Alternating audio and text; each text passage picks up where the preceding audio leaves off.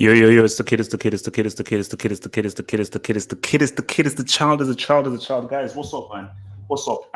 Don't judge. Do not judge this before we go through. A lot of people said, don't do this. They said that you are mad for doing this. They said that, this is dangerous, it's going to offend a lot of people. And you see, it's never my intention to offend. It's never my intention to offend. I'm just here to try and be the best guy that I can possibly be, and just try to be truthful to all kids and all children right out there in the world. So for this is going to be an honest discussion, because guys, these lives are going to be about being real. Okay, so that's what I sort of do. This is the real talk series, and it is impossible for me to come with something like this without bringing the Nobel Prize winner, the professor, the doctor, one of the most intellectually advanced people that I think that this world has ever produced, Daniel Tiluk Esquire, the first man. Thank you very much for being on this. Okay, yeah. I don't know how I top that. Don't come home. The people love you, man. The people love you. So, look. What are you eating, by the way? What is it? What are you eating, by the way? Chips and chicken. Jeez. Okay. Okay. So look. So this is how we're going to start here. It's like, look. Let me just start. Let's just start very friendly. Then we can then go into the deep. So let's start very friendly. Okay. So perceptions of South Africa. So let me just. So we're going to both give what is our general perception of South Africa. I'll give my first thing, then you'll go there before we get into Mandela. So no. Let's perception of South Africa and Mandela together as one. So let me start now. So for me, as a guy growing up in Nigeria, like the first thing I knew about South Africa was the whole apartheid thing. Because again, my memory only really began to really get fruition during, like, let's say the 90s and so forth, early 90s, thinking 90s. So I just got wind of there's a lot of crazy stuff happening in South Africa. I was too young to know the details of what was happening there. But I remember the Mandela concert, which was huge, massive. Which is obviously when Mandela was freed, when he was in prison, and everybody was like, it was every major artist that was big there was huge. That I remember watching it in Nigeria on VHS, and it was a huge thing that we all watched. So I was like, man, this guy must be a big deal. And we were obviously told, and from my perception of Mandela was, this is just like the greatest man on earth, freedom fighter. This is the guy that fought for his rights. But then, he came out and now people sort of like now love him and everything. So that was just me growing up. But as I've gone through and I've gotten older, because when you get older, you look at things in much more detail and it now gets truly real. As I grew older and I knew much more about apartheid. so as I grew older and I saw more about apartheid and what apartheid was, and I looked at and I was more aware about racism and racial dynamics. And I looked at how South Africa was built, who runs South Africa, who makes South Africa truly ticking. And then I learned about Mandela and his role. And then I said, okay, so the man that the media purports towards me and promotes towards me is one thing. And then I look at the state of South Africa now. And then I say to myself that, what did Mandela truly actually achieve? So that is something that I've been wrestling with my mind for so long. Is like, Mandela definitely achieved something big in terms of being the catalyst of ending apartheid. But then, just doing some of my research and some of my reading, even if apartheid based in the tangible nature does not exist, the residuals and the side effects of it, you could say with the whole slavery thing, but the side effects of it is still prevalent today. So I say to myself, then I look at South Africa, look at how things are operated, and I say, wait a minute. Is this country really run by the native people that come from there? Is it? Or are we given the image? First of all, it was insane to me that I said, Nelson Mandela was the first Black president of South Africa. That in itself is wild. That in itself is completely bonkers and insane. So only in 1994 did South Africa have their first Black president, which is insane. But I look at South Africa and say, wait a minute. This is an African country. An African country. And I'm told, not by South Africa, I'm told by the media, and this is the key thing, this is the key thing. I'm told by the world, Mandela is this great dude. Because we'll talk about Gandhi, who was a racist, who just found out that Gandhi was a flipping racist. We'll leave him there. But there is the perception that is forced upon me by the world, and then there's reality. And my question is this, before I kick it to Daniel, is what did Mandela truly achieve for South Africans and Black South Africans, especially in 2020 right now? Daniel. Wow. Okay. I don't even know where to kick this off. I mean, let me just get comfortable first. All right. I'm on the couch. Okay, here we go. It's a tense subject, and obviously neither of us are South Africans, so I'm coming at this from an outsider perspective. I don't really have I don't have a car in the race, so to speak, like outside of the fact that I think South Africa could potentially be a place of great economic wealth for the continent of Africa, were they to be more continental thinking, which is up for debate. So that's kind of my only kind of skin in the game here. You're a little bit older than me, so I don't really have any real concrete recollections of apartheid.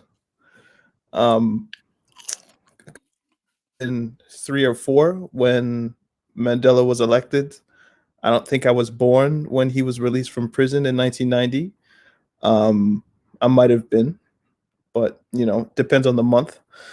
So I come to this from a complete historical perspective. Like, what have I read? And obviously I haven't read everything. So I just want to put that caveat out there. That I like talking about African history and African leaders and all this kind of stuff, but I'm not South African. I'm not from the time. So I can only come at it so hard, and I can only say but so much. That being said, the more I look at Mandela, I see parallels with Martin Luther King Jr. and the way how history can kind of whitewash, not to be kind of choice with words, but the way that leaders and history can make you feel about a particular person just if they give you kind of snapshots of their life. So you see Mandela as, he came out of prison, truth and reconciliation, the kind of, meek personality. He loves everybody. He's for the world, all this kind of stuff. And I see parallels with Martin Luther King Jr. in the same way. Like, oh, he had a dream. He wanted us all to be together, Rainbow Coalition, all this kind of stuff. But once you do some real deep digging, and I guess King is a bit different because he was assassinated and he was more easily co-opted because he didn't live a full life. Mandela does have a full life where you can see the first part of his life is quite revolutionary. Then he goes to prison, still kind of revolutionary. And then by the time he gets out, I think he's been in prison almost 30 years. And I went to jail for 1 day in my life. I couldn't imagine, if I do math here, 365 times, I think 27 is almost 10,000 days in jail. And not like some cute jail either. This is like an apartheid jail where he's considered a terrorist by the South African government, as being a member of the ANC and the leader of their kind of revolutionary wing after what happened in, I think, Sharpsville, where the white police officers, or just the South African police, killed, I think, 60 or 70 people. And he decided, we need to have a military defense. So in order to get rid of apartheid, what they did is they kind of went on kind of sabotaging campaigns. So they would destroy oil fields or electricity, or they would just be a nuisance to the system. And Mandela was seen as like, yo, if we get rid of this guy, it's a big it's a you know how after 9/11 they had like the American government had like a deck of cards, and they were like, Osama bin Laden is an ace and Saddam Hussein is an ace, and then they had like a king, queen, jack, 10, 9. So they Okay. basically had like, Mandela would have been seen as an ace to the South African government. Like if we remove him from the game, we gain power. But what they didn't realize is that even in jail, you can still be a martyr to the world. The threat of a racial civil war was pretty much what led him to. But it's not just that. It's you take a freedom fighter out, and then the rest of the world now becomes involved. So there you go.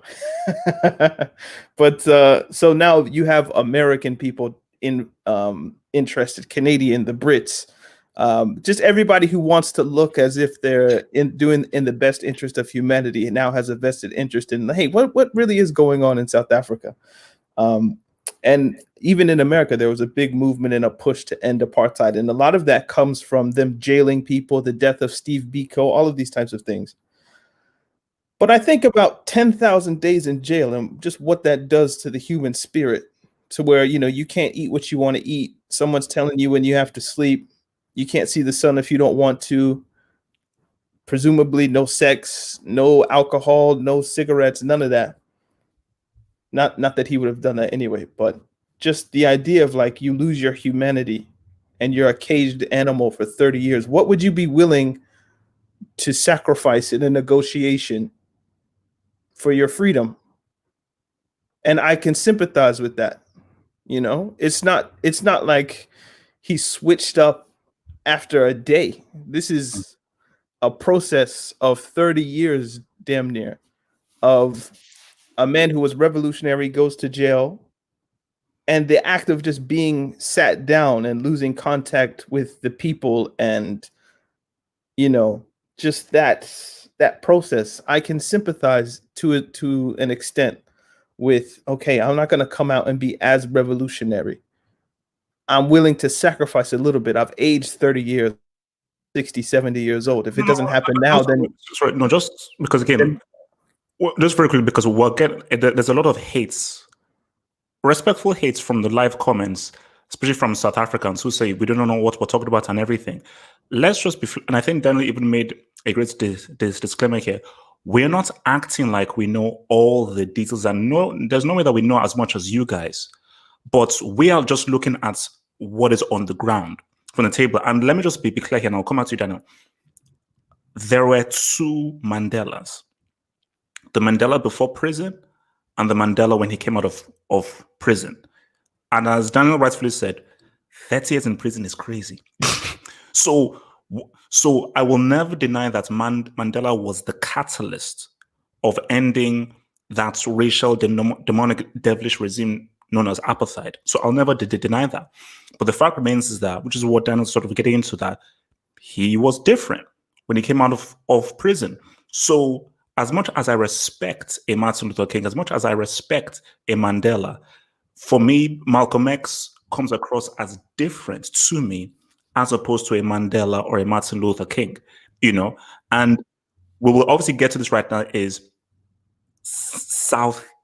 what have been the lasting effects in South Africa of Mandela's legacy. But sorry, you see, yeah, I don't blame Mandela explicitly, because I think what he did was generally correct. I mean, if you come out of prison and the idea is we can either go to war, not knowing exactly, look, all you have to do is look at Zimbabwe. And I think Mandela would have looked at what Mugabe was going through and would have thought, I don't know if we need to do that. Like the economic crisis of, let's just kick out all the white people, kick out all the white farmers. What is that going to look like on an international stage, given how the world is structured? So even though I would have been probably a little bit more revolutionary and done a little bit more, you have to think about, okay, the whole country is basically run by white people in 1990, 1994 even. So how do we get them to budge? Well, the white civil workers can work for X amount of years. You know, there's not going to be any turmoil. We'll open up the Truth and Reconciliation Committee. The white people who've done wrong to blacks, the blacks that have done wrong to whites can all come together, and you won't be punished necessarily, but it's a place to where, you know, the kind of bad blood can be sorted in a sense. And that's more than like what's happened in the United States. The United States has never had a Truth and Reconciliation where like the white slave owners had to come and speak before the slaves and say, yeah, we whipped you, we killed you, we sold your baby 10,000 miles away, but, you know, we're sorry. Like, at least South Africa had that opportunity, which isn't the worst thing. It's just the idea of when you look at the African National Congress's Freedom Charter, and you think like, if Mandela was so hard at the beginning going for this Freedom Charter, maybe you could pull it up, probably just go to Wikipedia and like look up the Freedom Charter. I don't have it all memorized, but I know there's like different kinds of points, maybe like 10 or so, 10, 12 points that they had. Just type up ANC Freedom Charter. That way we can educate the people and educate ourselves in the same way. But I know one of them is like the people will share in the wealth of the country. I know that's like that's one of the main.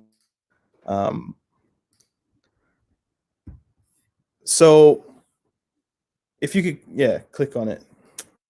So there's 10 points. The people shall govern. All national groups shall have equal rights. The people share in the country's wealth. The land shall be shared among those who work it.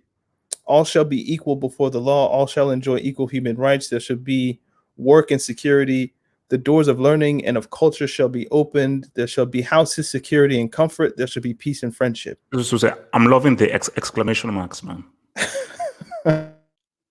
But if you look at, let's say, maybe if you look at these, most of the points that were hit, Mandela stayed true to them. So there will be peace and friendship. He tried that. There'll be work and security. Maybe he tried that, but maybe not enough. Human rights, equal before the law, all of these kinds of things. They tried, but you can only build equality politically if it's matched with economics. And the idea that the people who control the money are still the white, Dutch, or British, and in some cases Indian holders who were there even before, he didn't match political freedom with economic freedom. And that was the misstep. So when you look at like what, for instance, Julius Malema is doing now with the economic freedom fighters, this is like the second step that Mandela probably should have been more aggressive with. But you have to think he's an old man who's been in jail for 30 years. Like, is he still willing to fight, or do you just take the concessions and kind of get that foothold to where the generation behind you can move forward? So when we look at South Africa, yeah, we can go back to Nelson Mandela, but are we not going to look at Jacob Zuma? Are we not going to look at the hundreds and thousands of corruption charges that this guy has, where he's using state money to build up his house and he's giving money to XYZ people that are all around the country? Like, how do you put this? Like, Mandela did enough to where I think Black South Africans had a shot in the next 100 or not 100 in the next 10 years to do something, but it just so happened that this is interesting. Obviously, these are both two South Africans.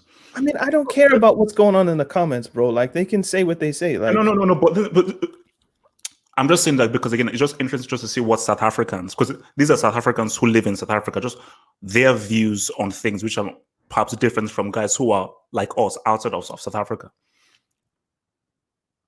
Oh, I mean, if you think he's an idiot, then no. It's their point of view. It's just interesting how we view it and how South Africans who live in South Africa view him. Mm-hmm. It's interesting, but carry on. Well, it speaks to perhaps the brainwashing that exists, but I don't want to disrespect anybody. No, let's live. But it's the idea that, like, you know, the resources and land and just the economic wealth that a place like South Africa has should be for the people. And maybe Nelson Mandela wasn't the guy to take them there. If you know the story of, you know, Moses in the Bible, Moses frees the Egyptians, but he doesn't go into the promised land. Even Martin Luther King's last speech, like where he says, you know, I've been to the mountaintop and I've seen the promised land. I might not get there with you, but XYZ. Like sometimes the guy that leads you, that does the hardest part, doesn't get to see the fruits of his labor. So perhaps Mandela is like the Moses figure here, where like, yeah, you guys can now vote. I've been the first president, XYZ, but that next step to go into the promised land where you need a Joshua, I don't know if South Africa's had their Joshua yet. No. Because Jacob Zuma and this Cyril Ramaphosa guy, like they're not Joshua, man. They're just faces of neo-colonialism for all intent and purpose. Because you see, this is my issue, and this is again, look, I told you, I am so happy to have an open conversation because again, we will disagree on everything, but this is the beauty of the debate. The issue that has always hit me as a guy, Nigerian living in Africa, is that I've just always seen South Africa as like this odd thing within the nation of, within the continent of Africa, because my thing is, okay, we prop up Mandela to be this amazing hero, this super person who is really held to very high regard by the West, which is, and I think someone even mentioned this in the comments, whenever the West champion a black leader, I'm always a bit skeptical. That's one thing there. So my thing is this, is that I'm looking at South Africa. I'm reading stories about how the whites, who are a minority, own most of the land. How you may even see whites only areas within South Africa, and how whites still have the greater economic power within it. Because again, it's psychology. Because from the outside, you say, wait a minute, Ramaphosa, he's a president. You've got a black president. You've got mostly black leaders, and there's been a lineage of black presidents that have followed Mandela. So you would say, okay, wait, what's the issue? Things have not changed from how they were when de Klerk was the last president that was there. But when you now go even deeper, the guys that hold the true power are the whites. So if, as a guy, I'm going to South Africa, I'm going to a country that is run by white people. So I'm pretty much going to a Dutch-run country on African soil.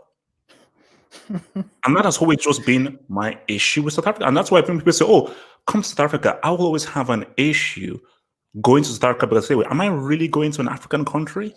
Okay. It's great and it looks beautiful, but I say, wait a minute, I don't think I have the emotional. I don't think I could handle it emotionally if I went to South Africa and I saw white people living affluently and living great, and black people living in squalor, and this is on African soil. I don't think I could emotionally handle that, and that has always been my big issue. But see, this is more the visceralness of it. Understand the kind of ramifications of apartheid. So it's easy to know, okay, the white people had the money, they were in control, and black people were seen as subordinate. But if you go to a place like Ivory Coast, is it any different? Oh, I don't know the dynamics of Ivory. Also, I'm saying if you look at Ivory Coast in the 1960s and 70s, yeah, there might not have been a white majority there in the country at present, but the French still rule. That the president who was there in Ivory Coast, for all intent and purpose, he was a white man. He would just had black skin on. In South Africa, they made it visceral. You could actually see, okay, de Klerk is a white man. But who was? Do you think Jacob Zuma was working for anybody except white corporations, or to enrich himself? I've told you about this book over and over, the Frantz Fanon book, Black Skin, White Mask. Read it, please read it. It's all about neo-colonialism. So just because you look at South Africa and you see, oh, white people at the top, black people at the bottom, just because if you look at any other country around that time, 60s, 70s, 80s, 90s, especially once those first revolutionary presidents were taken away, it's just neo-colonialism at the end of the day. Just that this is just bluntly colonialism. You can see it. But just, yeah, I don't want to get stuck in the paradigm of, oh, white people at the top, black people on the bottom. Just because you have black people on the top doesn't mean that it's any less worse or any more better. You understand? So you can have a black face on top, but you're still going to a white-run country. You just don't know it. It's just with South Africa, you kind of understand it. But if you go to Angola, it's basically a Portuguese colony still. You just don't. You have to do the research in order to find this out. So Like, just don't get caught with the black-white thing. Because as somebody said, yes, the French basically still own Algeria. It's the same thing perpetuating. South Africa makes it really easy. I think because it's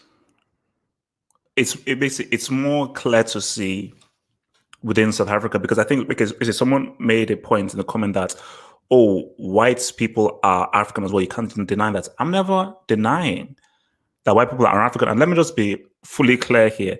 This isn't a, hey man, black, screw all the white people, die whitey, die. This isn't that.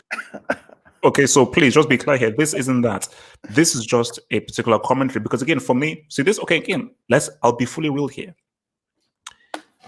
A white South African who, let's say he's in his 20s, I don't have any direct issue with you because you're just a descendant benefiting off what your forefathers did, but you weren't your forefathers, so I have no issue with you. But at the same time, as I've always said, I'll be real with you, I would find it hard, and I've always found it hard sort of talking to or befriending white South Africans. Ever since I was through school and everything, whenever I would see a white South African or anything, I just feel uncomfortable, because, and that's the real thing. Because hey, I understand. No, I understand. Yes, so because, but the key thing to understand is this: is that I don't have a problem with you exactly, because you haven't done anything wrong. It's you're representative of a history I don't like. Yeah, listen, you're just a representation of some serious dark demonic history, And my thing here is this: is that for South Africa, and especially for Black South Africans out there, and I'm talking to the Black South Africans out there, are you happy with how the country is run? And I'm speaking to you guys out here. Oh, there you go. That's that. There we have it. Yeah. HSU are a racist. Interesting. So basically, so that's just my thing for this. Is what I've always, and even when I'm on Twitter, I always Black South Africans with how the country is run and how it is set up. Are you happy? Do you feel happy living in South Africa and living in the way that it operates? And this is what's because there's okay. Let's go deep. There's always been a issue between South Africa and Nigeria. There's always been a massive issue, and I think that maybe it's to do with how arrogant Nigerians are, because Nigerians are very arrogant people. Nigerians will go into any place and just act like they own the place because we have a lot of self-confidence, and we are quite successful, whether it's through banking or through these kinds of things, and South Africa will say, look at how messed up your country is. And Nigeria, there's a lot of issues with Nigeria, 100%. So I'm not even going to lie that of presidents, of greed, how the country is run, the roads and everything, and all these kinds of things. There are huge issues. But then Nigerians will say that, well, we do run our own country. Yes, there are issues and anything, but we do run our own country. And we just look at it as South Africa and say, no, the reason why that country looks, and let's get real. South Africa looks the way it does and operates the way it does and so forth, mainly through to the whites. Keeping it real. Now, obviously, people have said, if you go to Ghana is actually bloody amazing. So Ghana, based off how small the country is, that's why many Nigerians are even going to Ghana. Ghana is actually a bloody amazing country, which I went there when I was young, but not been there as an adult. But my whole thing with South Africa, and this is my key thing to Black South Africans, and everyone just needs to bring to you, Daniel, is that are Black South Africans just happy with how South Africa is? And look, the country works well. Let's get together. Let's not just bring up the whole thing. Let's try and live in coalition with the whites, and let's just be happy with how things are. Or is there a case like, as we just said with Julius Malema, where it's like, wait a minute, isn't this our land? Isn't this our soil? Shouldn't we gain the benefits of something that is our own? And how is it that a minority group hold the most power?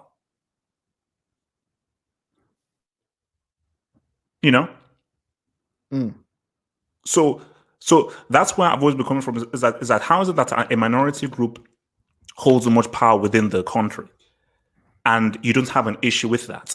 It's like for me, for example, if let's say, because obviously there are quite a lot of Lebanese or Indians. let's just use India. There are a lot of Indians in Nigeria and so forth and everything. The Indian community in South Africa is quite powerful as well. Well, Oh, see, yeah. like, well, see, and like in South Africa, it's not just black people, white people. You have so there's black people, there's colored people, which these guys, Jesus. Then there's white people, and then you have the Chinese. I'm sure I haven't done much research into the Chinese, but I'm sure the Chinese are there. And then the Indian population. So South Africa's pretty it's diverse. Obviously, like the majority is black people, but there are different groups that have different levels of power or influence.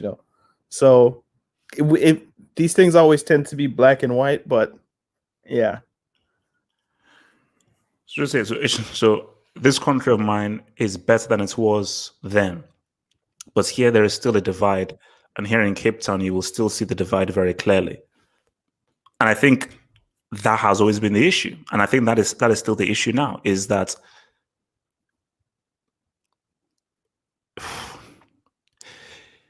so how can I say this? Be nice. No. I'm just kidding. That's what you got to think before you speak. You can't just blot things. So I'm just trying to form the words.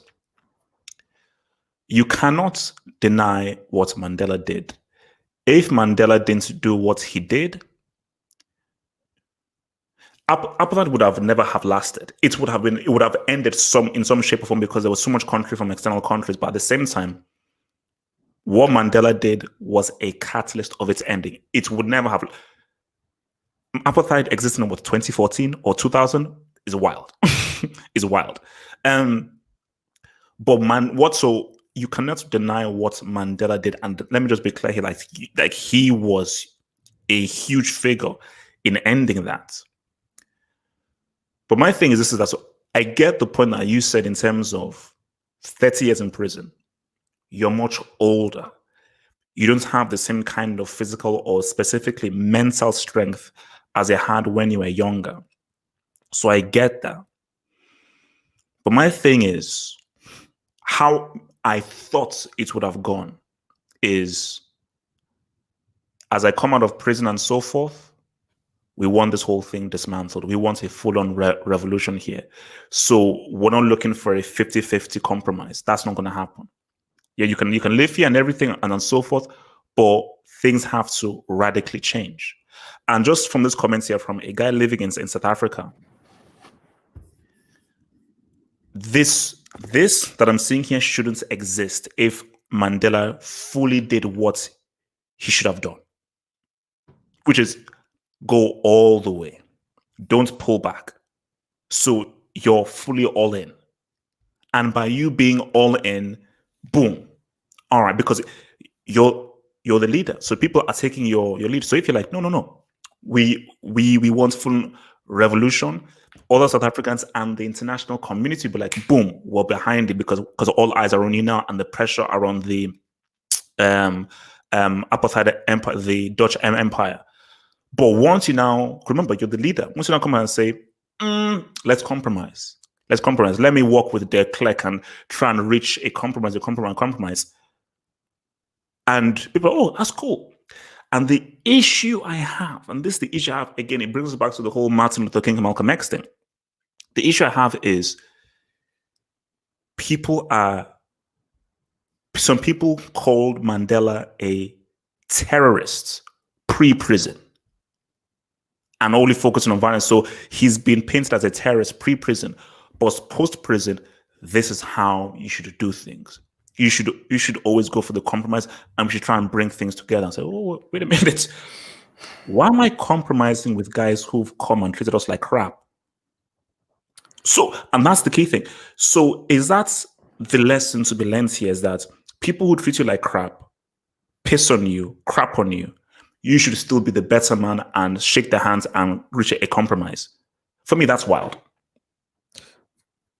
Well, I mean, you have to consider, like I said, I mean, I don't want to keep going back to Zimbabwe, but you kick out the white, or just I can take my country.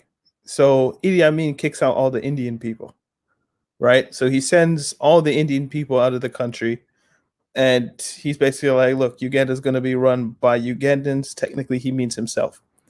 Do you have the people who are capable, because the people have been oppressed for so long? Do you have the mental facilities to take over the things that you're kicking out the people for? So in Uganda, it caused trouble. In Zimbabwe, it caused trouble.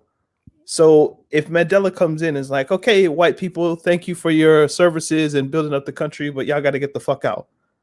Do you have the black people in the position to take over those industries and keep them running at the same way that the white people who've had control of the country for hundreds of years and suppressed you for hundreds of years did? So maybe Mandela was looking at it from a purely logical standpoint. It's just like, okay, if we kick out all the white people, what is that going to do to the economy?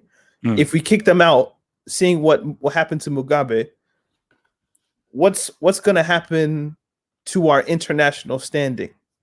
Because seeing a bunch of white people fleeing their country, all the white people in America who are with you are probably now against you.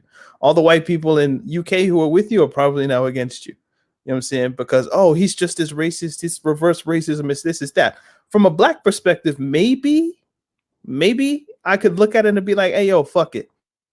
Kind of respect Mugabe to an extent. I think he went a bit too far. But I can look at it like, yo, this is African land. Africa's for black people. I don't know what the fuck you guys were here for in the first place. So get the fuck out, go back home. Like that, that energy. I kind of like that energy. Wait. Okay, look. Let's be clear here. Mugabe went way too far. He went, no. Easy. Look. Mugabe went too far. He went too crazy. He went too rude. He went maybe slightly racist. But there's a part of Mugabe that I'm like, you know what? Yeah, I might actually ride with this guy. The aspects of what Mugabe was, you know what? Yeah, man. I mean, I'm on that kind of energy. But there's a saying that smart people learn from their mistakes. Wise people learn from the mistakes of others. So Mandela is learning from the mistakes of others. He's seeing like, look, there's issues if we go about it in a very revolutionary path. And now people in this day have to now take that lesson and learn from Mandela's perhaps trepidation. So again, I'm never going to blame Mandela for doing what he did, because to me, when I look at the context of the history and where they were at, it makes sense, short of bloodshed, you know.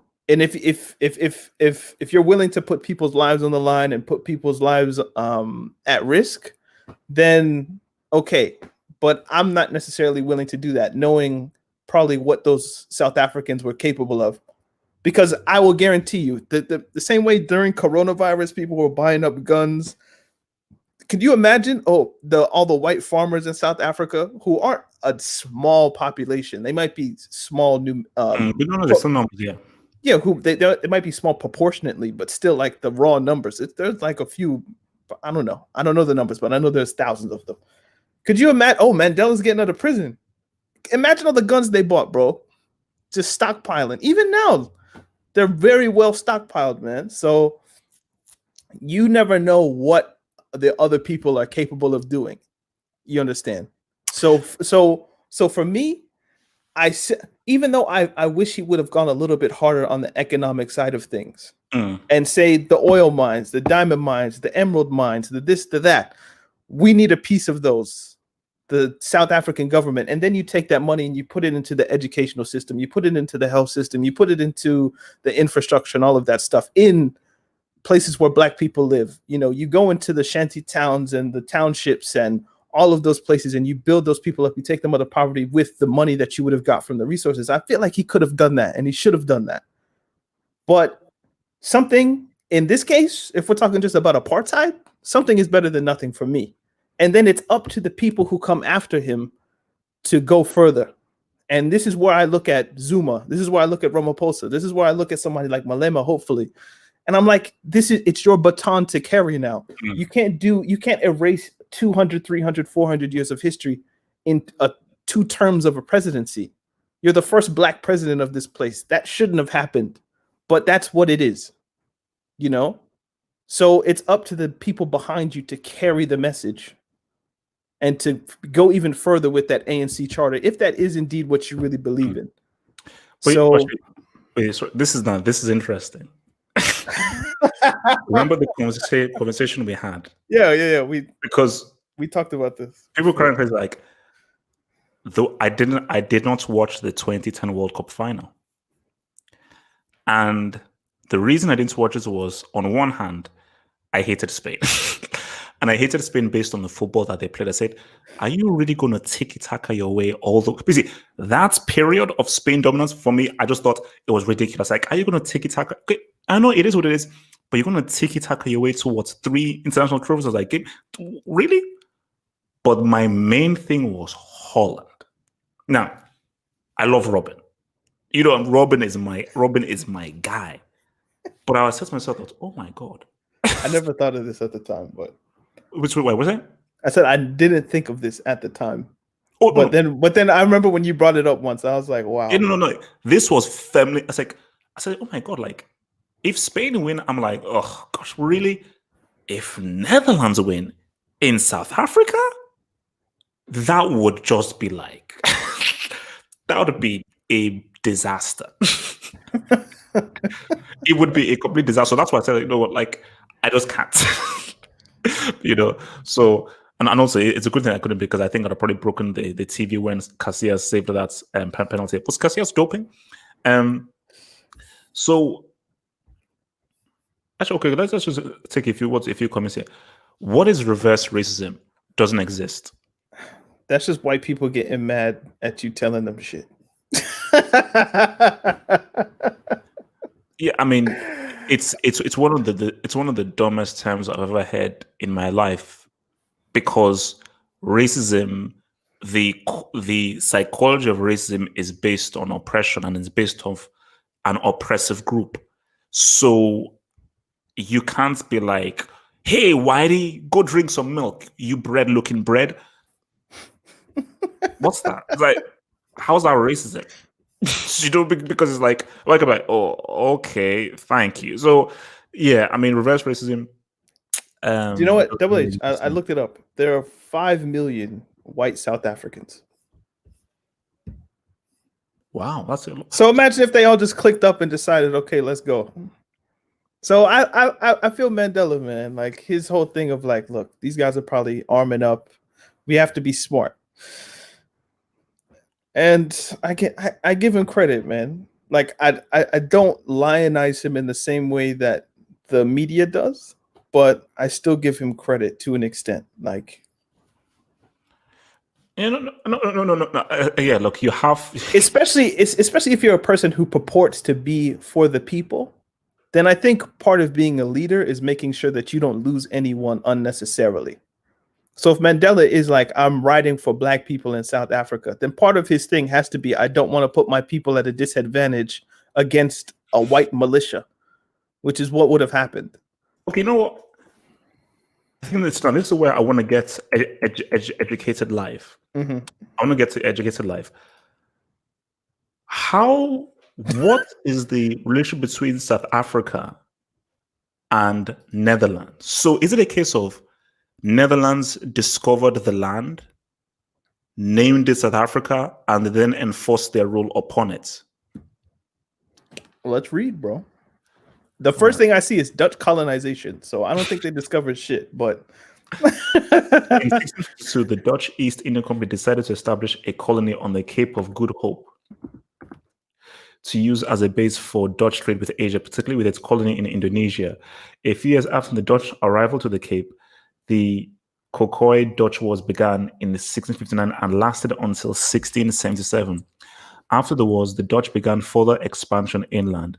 Soon afterwards, the Dutch farmers known as Boers began arriving to the Cape region to settle and would become the forefathers of the Afrikaner people. So in 1795, the Dutch Cape Colony became a British colony after the Battle of Muizenberg. The British decided to take Cape Colony after the Netherlands became part of the French Empire under Napoleon Bonaparte. Mm-hmm. That was wild. After France annexed the Netherlands. In 1802, the British returned the Cape Colony to the Dutch after the signing of the Treaty of Amiens. However, in 1806, during the Napoleonic Wars, a second British invasion reoccupied the colony after the Battle of Blauberg and remained a British colony. In 1814, the Dutch government formally ceded sovereignty over the Cape to the British under the terms of the Convention of London. That's a So lot to read, bro. became an independent nation after passing the Statute of Westminster. In 1938, the Netherlands and South Africa officially established diplomatic relations. Okay. So this was obviously, so the British sort of had it to begin with, and the Netherlands took it off them? It was a Dutch colony. Then the Dutch got colonized by the French, essentially because of Napoleon. Yeah, I was about to tell Double H, look up the San people, SAN, I think, because you can't. San? Yeah, look up San, the San people, SAN people in Google, I think.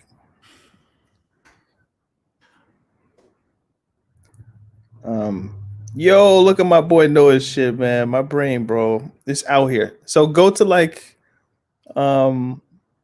scroll down. Keep going. Go to like genetics or something like that. It's gonna tell you like these are like the oldest people on the planet, bro. Oh, so various Y chromosomes show that the San carries some of the most divergent, Oldest. human Y chromosome haplogroups. These haplogroups are specific subgroups of haplogroups A and B, the two earliest branches on the human Y chromosome tree. So how can you discover the land that the oldest people on planet Earth are in? Just saying. Yeah. So basically, yeah. So basically, they already existed in agriculture way before you came there. So you didn't really. These people are literally like tens of thousands of years old, bro. Like these are like hundreds of thousands, bro. Like it's wild. So what is Khoisan people, man? I think that might be the same. Khoisan, San, like I think it's the same.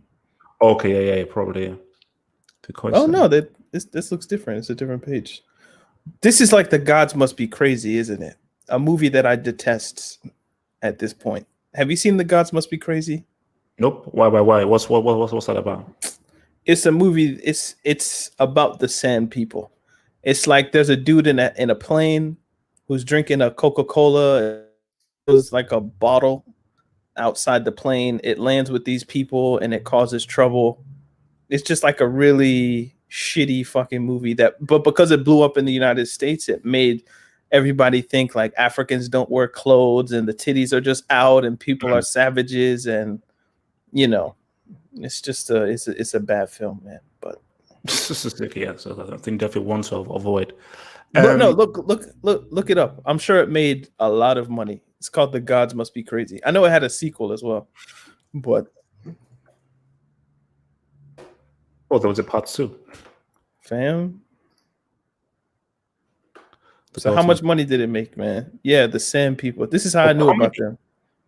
Bro, it's cooning, man. Oh yeah. Okay. Oh, okay. All right. No, but scroll down. No. But scroll down. I want to see how much money it made. Does it have like budget, box office, all of that stuff? Like at the bottom? Oh, it's 200 million worldwide. A budget of 5 million and it made 200 million. Think about that. Look, man, coding is maybe bad, but it gives you. I mean, when I was a kid, I thought it was really funny, but now that I'm older, I'm just like, wow, this is like buffoonery, man. Because it just paints black people in a bad light. But all right, let's say, does a country belong to a race? Does a country belong to a race? I think land belongs to because what is a country? Again, country is like, what is a country really? I think land doesn't. It's weird to say because I don't like the idea of like land ownership in that sense. Because that's kind of a Eurocentric way of viewing things. I think if you've lived in a place for hundreds of thousands of years, that your tribe does have a stake in wherever they've been. So if you're an Igbo person, then where you guys have been for the past 5,000, 6,000 years, then yeah, that land should belong to you, where your ancestors are buried, where your culture was built, etc., etc. Does that mean that land belongs to black people no matter what? I mean, that's going, I don't know. It would probably be my best answer. But I do think like the land that you lived on for a long time should be yours in air quotes, which is why I'm quite uncomfortable in America in some ways, because I'm like, bro, the house I'm in right now was probably land that belonged to some Native American tribe for tens of thousands of years, and I am a colonizer of that, so I am aware of my own kind of privilege in that sense. But yeah, because again, it's that look, we are talking in terms of 2020. race, but country and race aren't the right words. It would be land and people, people in the sense of tribes and that kind of thing. No, because again, see, we're talking in the sense of 20 and the mindset of 2020. So in 2020, you can't just go to some land where people are there, murder them, kill them, and say, "Hey, now this is not ours." Back in the days, man, stuff was stuff was wild. So in the 1600s, it's like, I don't care whether you've been here for hundreds of years. We're coming here. We're gonna either you submit to us, or we'll just imprison you, or just chop your faces off. And we're gonna come, because again, back in those days, it was wild. It was about power and about building empire and about expanding, because again, it's about building empire in terms of resources and in terms of gold or coal. Because again, South Africa have, like, obviously, guys tell us in the South African, tell us in the live comments, South Africa has a lot of gold, mostly diamonds. So okay. Is it Congo, or have the Congo has everything, bro. Was it? That I said Congo has everything. That's why it's a mess, man. Oh. It's intentionally disabled by the French and the Belgians so they can smuggle out all the coltan that's in our computers and cell phones and televisions and everything. So yeah. We need to watch, yesterday where I was talking like top 10 terrorists. When we clicked off, I was like, damn, Leopold II, this nigga, man, is the worst. No. I think maybe that's a separate thing, because guys, Leopold II, you're talking like a living Satan. Like that Belgian dude. That guy just cleaned out millions of people in Congo. So has gold, has diamonds, all stocks are depleted. That's interesting. What is that? Somebody says, had gold, has diamonds, all stocks are depleted. I'm sure it is, man. There's only so much when we're talking natural resources, but Marco. You see, should we live in a world where your money can buy anything and every gender doesn't stop? That's a utopia. I've always said to people, a utopia doesn't exist. A utopia can't exist because by nature we are a warring species. Here's a question: can you have utopia with money? No, because if someone's always going to have more. Yeah. So if someone always has more, then that means somebody's living a better life than somebody else, which destabilizes the idea of a utopia. So a utopia can't happen.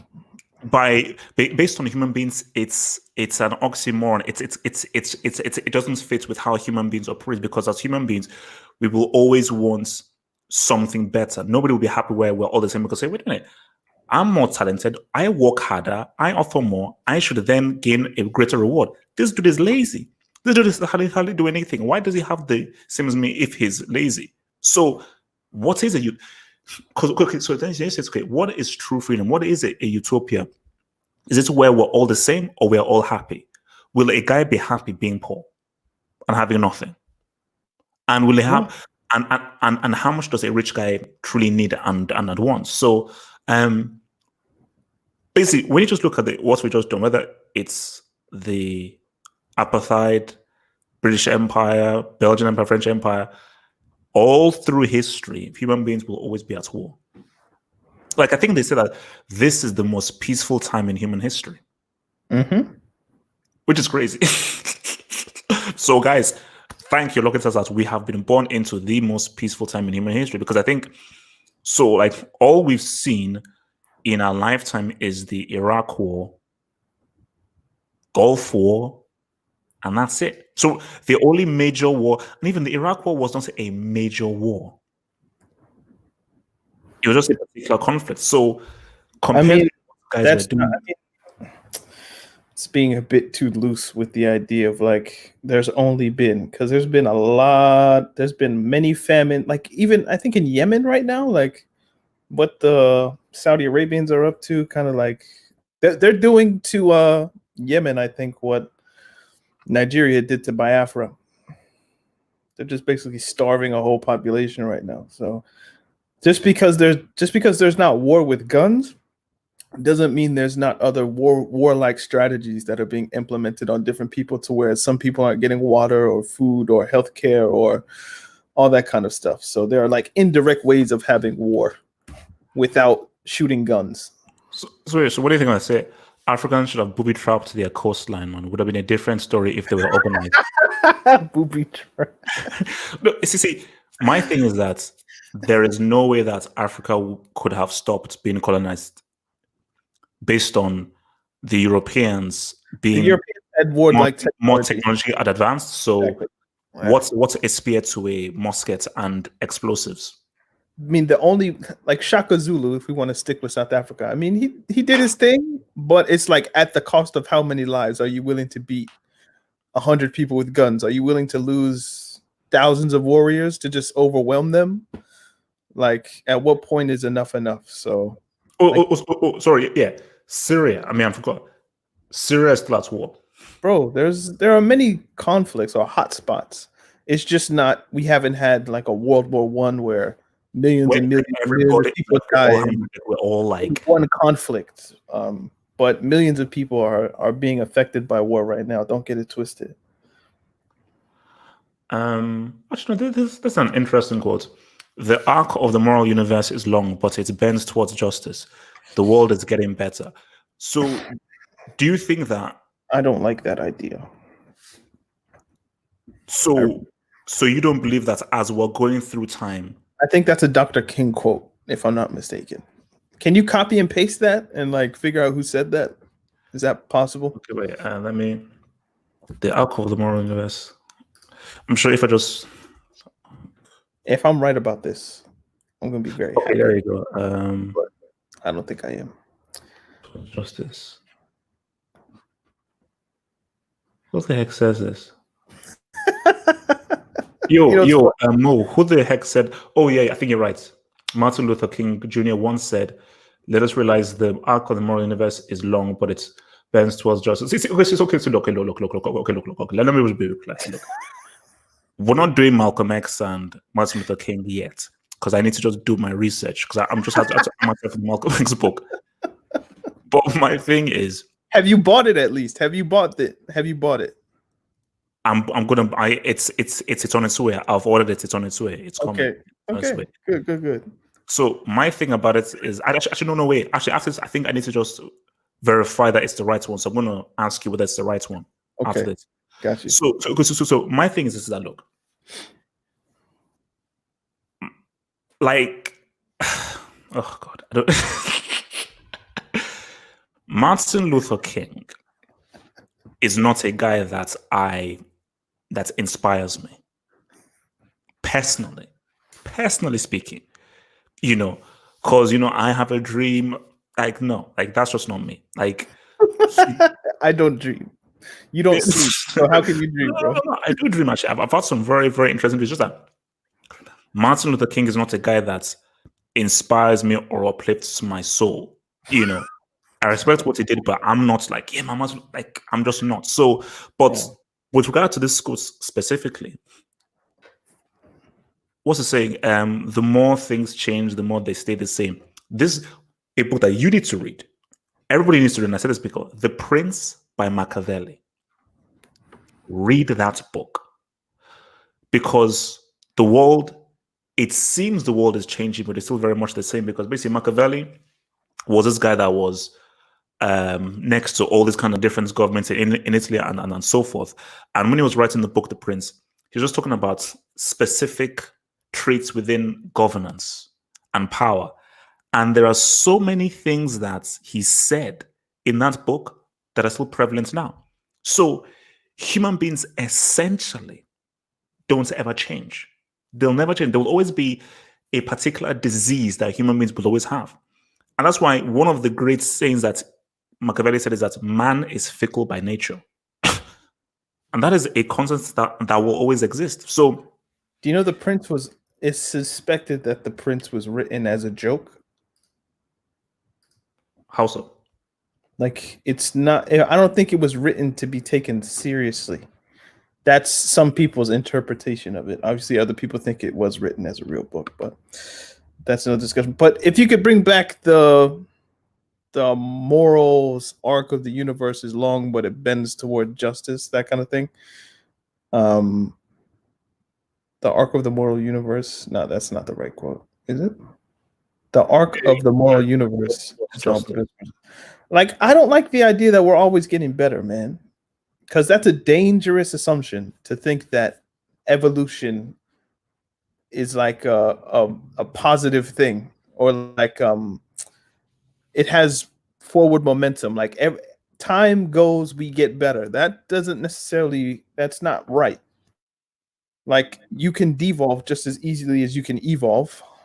So like, you could be a person with promise, but if you make a wrong decision, your life it'll go down. Like, you're not always becoming a better version of yourself. You always have to work at becoming a better version of yourself. It doesn't just happen. Do you think the world's getting worse then, or it's just... No, I'm just saying that idea that you don't really have to do anything, it almost says like, yo, if we're just patient, everything will get better. No, because there's somebody always working against your interest in an opposite direction. So it's the idea of like, yo, if I don't do anything and I just sit in my room, I'm gonna get rich.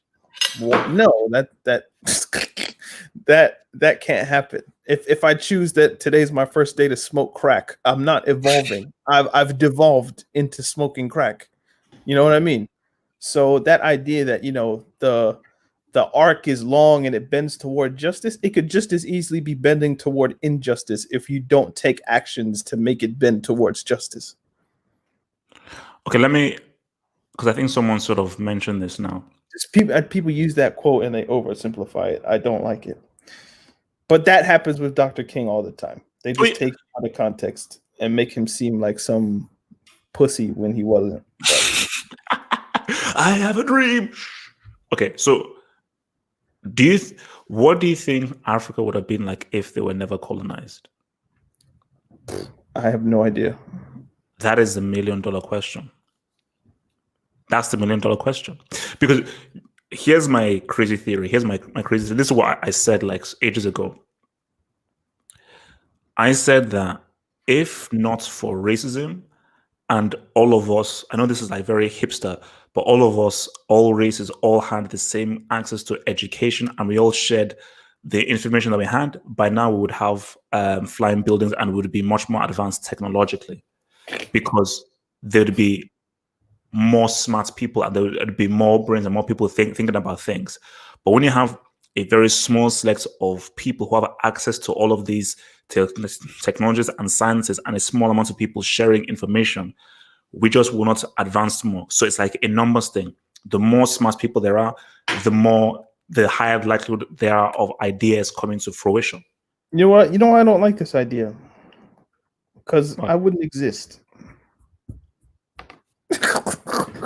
None of us would be here talking on the internet, existing, if things didn't happen the way they happened. Now, maybe our existence isn't as important as like a better world, and I take that point on. But whenever I think about this stuff, I'm just like, well, I wouldn't be here. So which is mad selfish, but you know. But yeah, maybe my existence isn't that important. And maybe, yeah, if Africa's never colonized, it's hard to say, man. It's not like it's the idea of like if Europeans didn't come with the idea that we're going to take these guys and enslave them, because European African involvement is unavoidable. The same way African and Middle Eastern involvement is unavoidable. It's just that, did the Arab slave trade have to happen? Did the transatlantic slave trade have to happen? No, but that's what happened. So if Africa gets the benefits of interacting with Europe, and Europe gets the benefit of interacting with Africans without the kind of bloodshed and human carnage, then yeah, that's an interesting place to be. But as you say, we don't live in a utopia, and people are for themselves. So yeah, Yeah, I mean, because again, just even going back to the whole thing, because when we're talking about Egypt, it's like Egypt was super advanced for its time with a lot of super smart people. So how would that have changed the world dynamics if Egypt was never sort of taken over or conquered?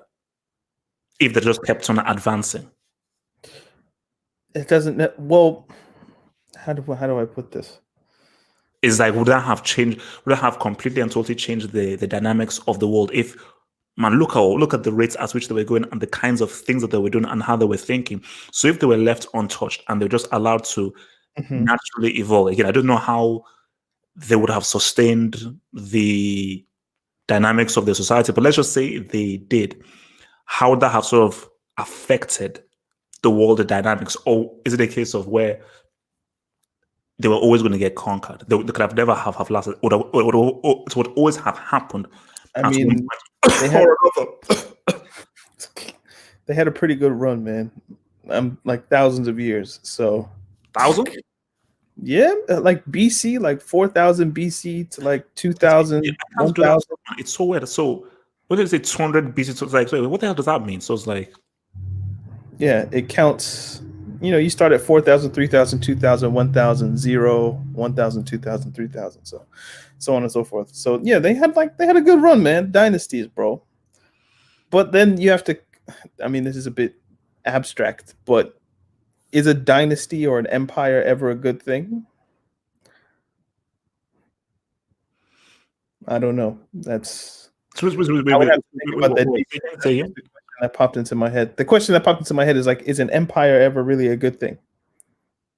So you have like the Egyptian Empire, then the Roman Empire, the dynasties that happened in Asia. Like, what does that mean? And like, who's at the top, who's at the bottom? So even we look back and we say, "Oh, Africa had empires and all this kind of stuff." Like, oh, that's cool. But like, we don't know the minutia and how it worked. We just know it existed, and maybe that makes you feel better because Black people were in charge. But at the end of the day, like, is an empire ever really a good thing?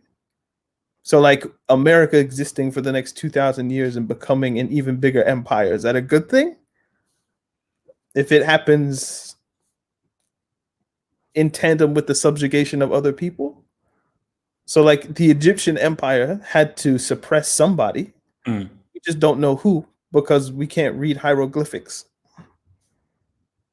If you see what I'm saying. So that's kind of where my mind goes now. It's just like, so is an empire ever a good thing? I don't know. Maybe. No. Maybe not. An empire can't be sustained based on the way that the world was going.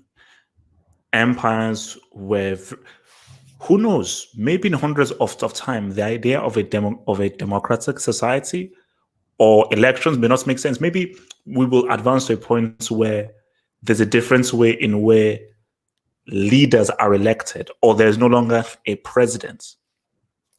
Because for a period of time, presidents didn't exist, elections didn't exist. It was like, no, it's lineage, it's royalty, it's these kings or it's these elders. Then we moved over to, okay, we now have elected presidents, or we now have dictators. From dictators, we then had presidents, although some African countries still have not left the idea of dictators, but that's for a separate discussion. Yeah, I mean, if you click Mo Wada, he said, we know who they enslaved us in Sudan. I mean, I didn't want to say the names, but like, the Kush Empire, the Kushite Empire, like the Barbers probably in like Algeria or some place like that, or Libya. Like, I'm sure the Egyptians had people, man. Just like even the story of the Hebrews, man. Like, remember I told you the story of Joseph? We'll have to get into the story of Moses later, but that all kicks off with the Hebrews being enslaved in Egypt.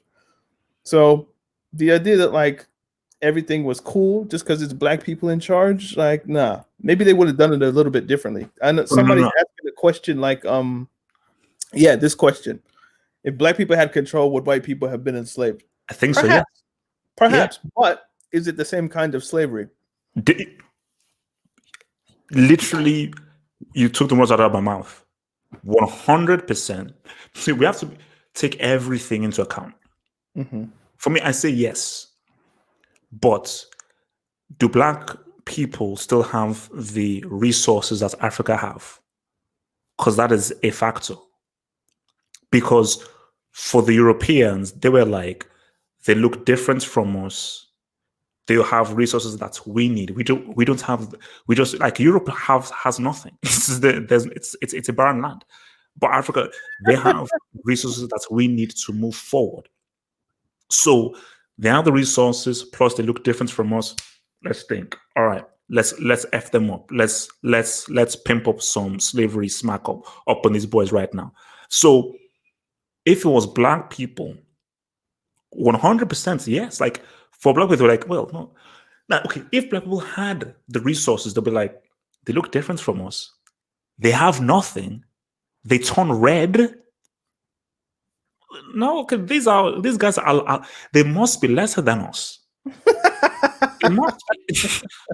Like, well, no, it's the idea of like what would they have been doing? So let's put it this way: like Europeans tried to enslave the Native Americans in the New World, as it were, in air quotes. It didn't work because they weren't built to be worked in that sense. And then they went to Africa and they're like, oh, so these guys might be able to do it because of the way they're built, etc. So the idea of like, what would Africans have used white people for? I don't know, but I'm pretty sure it would have been tried. It would have been tried. Labor. It would have been tried, but I don't know what for. And it's the idea of even in Rome, you could become a slave, and eventually you could work your way into becoming a Roman citizen. Like there was a path for you to kind of move your way up through. I'm not saying everybody did this or everybody was capable of doing it. Some people lived miserable lives as being slaves in the Roman Empire. We don't deny that. But there was a path for you to become a citizen, and which would have been like the ultimate in that time of I'm a citizen of the Roman Empire. That's like a good thing to be. When we look at the American context, I mean, the path to becoming a free person, I mean, maybe you could buy your freedom, but there's no guarantee that your slave master will sign the papers. So like if we watch have you ever watched Roots?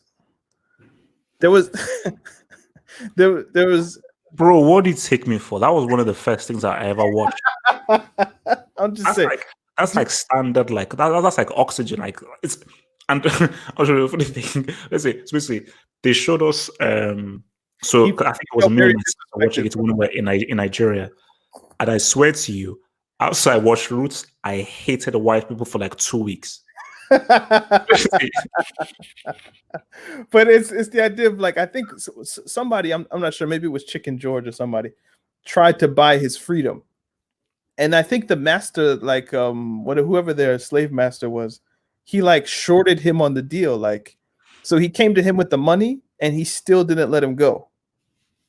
I don't think that happens in a Roman context. Like if you buy your freedom in a Roman context, I'm pretty sure they had to let you go.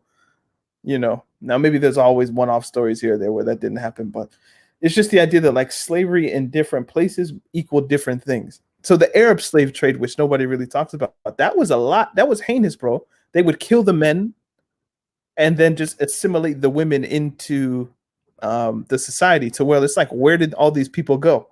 If you look at like the population in like Saudi Arabia or someplace like that, if you look at the Saudi Arabian football team, you're like, yo, I didn't think Saudi Arabians look like this.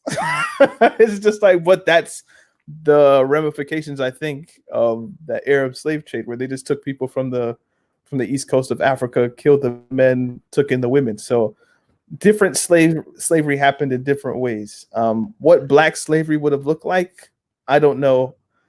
And I mean, I don't wish slavery on anybody. Put it that way, man. So I would have hoped I'd still be like, nah, that was bullshit. Like, because doesn't the word slave come from Slavic, which would have been like yeah. white people? So yeah, man. What was also called? I think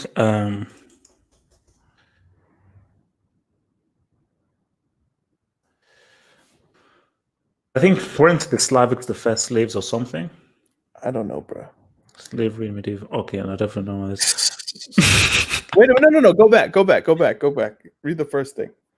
Well, The this term one. slave has its origins in the word Slav. The Slavs who inhabited a large part of Eastern Europe were taken as slaves by Muslims. Okay. Spain. So the term slave has its origins in the word Slav. The Slavs who initiated a large part of Eastern Europe were taken, Slavic people taken as slaves by the Muslims of Spain during the 9th century. So there You were know what Muslims. that means? Those are the Moors. So those are black people, technically speaking. Oh, so you said those are black people. Kind of, sort of, yeah. You know Yeah, about like because wasn't Othello a Moor, the Shakespeare dude? I think so. You know about Hannibal? He rings a bell. Look up Hannibal, man. He's like a famous general, man. He beat the Romans with like elephants. And I don't believe his picture, man. He's from like Carthage. Wait, so was it like a black dude or a white dude? Or It's not known, man. I'm sure they whitewashed him, bro. reputedly or Hannibal? Yeah, man. He beat the Romans, bro, with elephants. Look at all the battles, bro. Damn, guys, man. Look, man. Let me. Search elephants. Do like Control F or something, and do. I will level with you, man. Like, look, man. I'm so happy I didn't live during these times, man. These times were It only has one. Ah, there we go. Because I was with He African then made his famous military exploit of carrying war to Italy by crossing the Alps with his African elephants. Basically, the elephants were like tanks. Because I think elephants have 38 elephants. So that's like tanks, bro. But it was like the skin of an elephant is like 2 inches thick or something like that. So where it's very hard to pierce with maybe an arrow from far distances or something like that. So they were basically like tanks. So he was like a very creative guy, but he was from like North Africa, which would have been a Moorish territory. So these would have been the guys that enslaved the Slavic people. Wow. But yeah, he was one of the few that beat the Roman Empire in particular battles. Obviously, they ultimately lost, I think, but he got a few W's. He basically took the Roman Empire into like a 7-game series, which was very uncommon at the time. But ultimately, the Romans went to the NBA Finals. Wait, so he took that to a 7-game series? Yeah, like.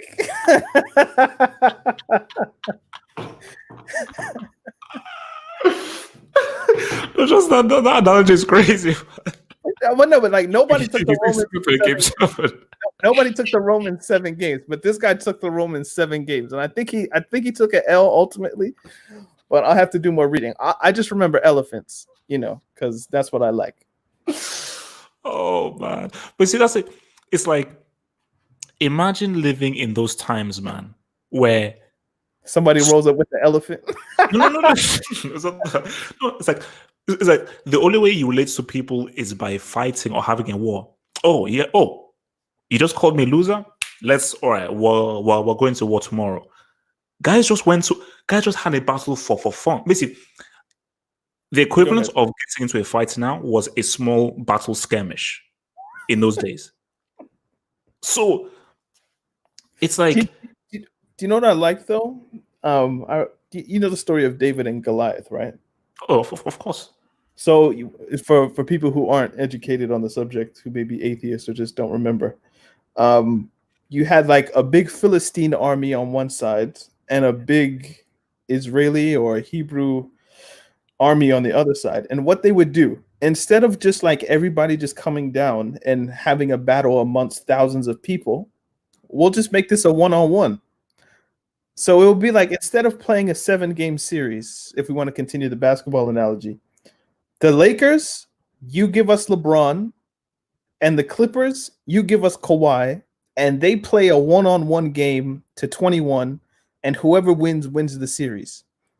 So that's kind of how war worked. So the Philistines gave Goliath. Nobody wanted to fight him because he was a giant. Then David was like, nobody wants to fight him. I'll fight him. And David went up one-on-one, and David won. I kind of like the idea of like, you could do 1v1 and settle a whole battle instead of having thousands of people kill each other at once. That's a dope idea. Yeah, because I was watching a film where, what's it called? Troy. Yeah. I was just thinking that's what came into it. It was Brad Pitt against Eric Bana. Yeah, it was just like, yo. So no. Sorry, no. It was Orlando Bloom against the Brendan Gleeson. Okay, but it was just like, and then Brad Pitt had to come and he drugged that dude in the chair. No. But that would be basically, imagine if instead of China and Russia and America go to war. No, Donald Trump against Kim Jong, bro. Boxing rink, whoever wins.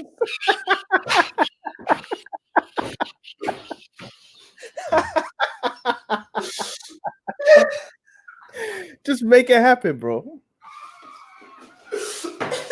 You know what's wild?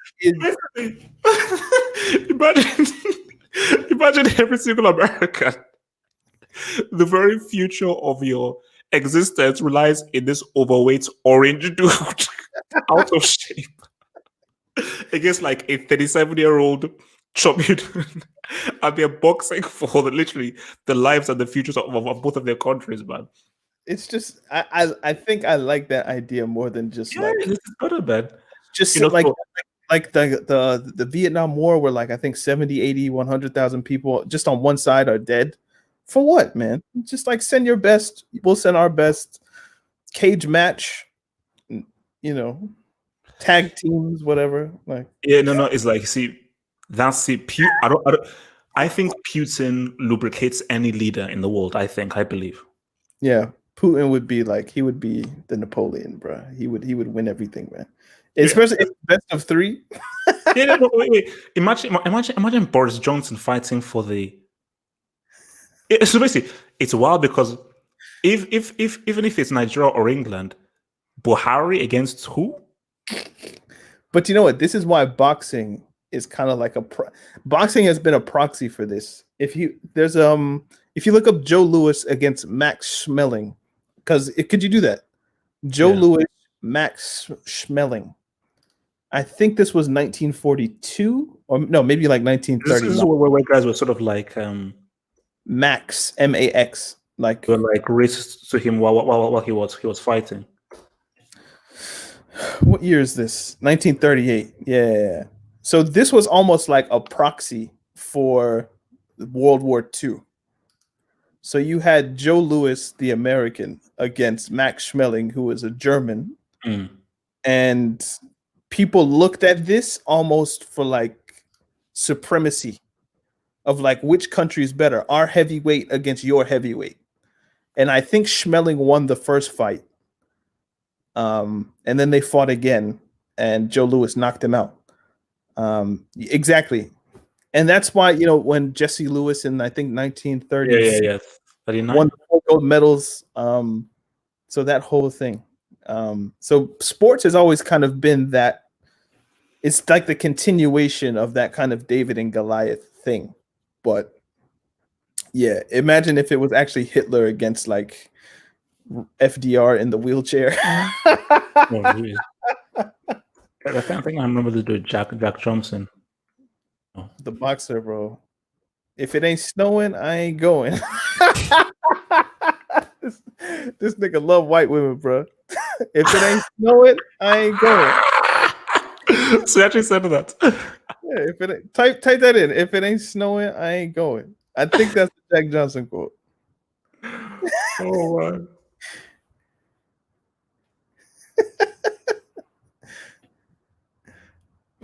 Oh, maybe not. No.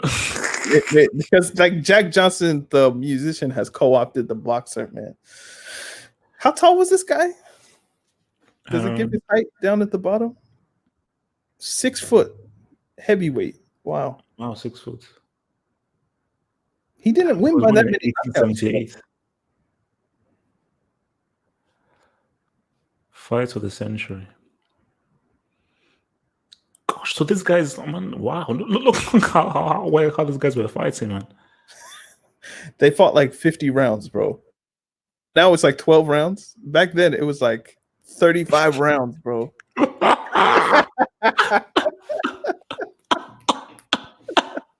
So basically, he was on those pogs before they became pogs. I think is right. Like there's like case law in the United States because of that, dude. Like miscegenation laws, I think.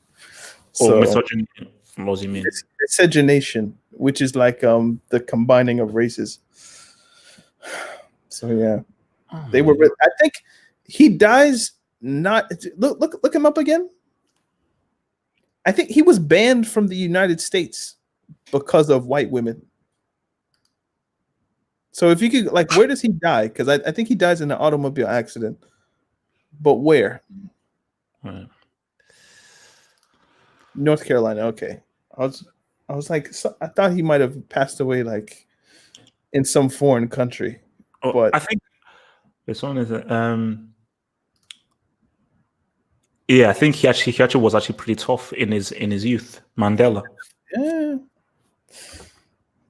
You know. He was an actual boxer. I think I remember reading something about that he actually was into boxing. Mm. You know. Is that true? 40 rounds, 100 fights a year. Oof.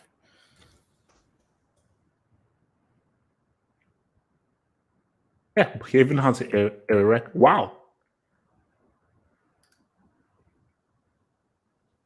He was a boxer. Interesting. Damn. Grantland. Oh, Grantland, man. Those are good times.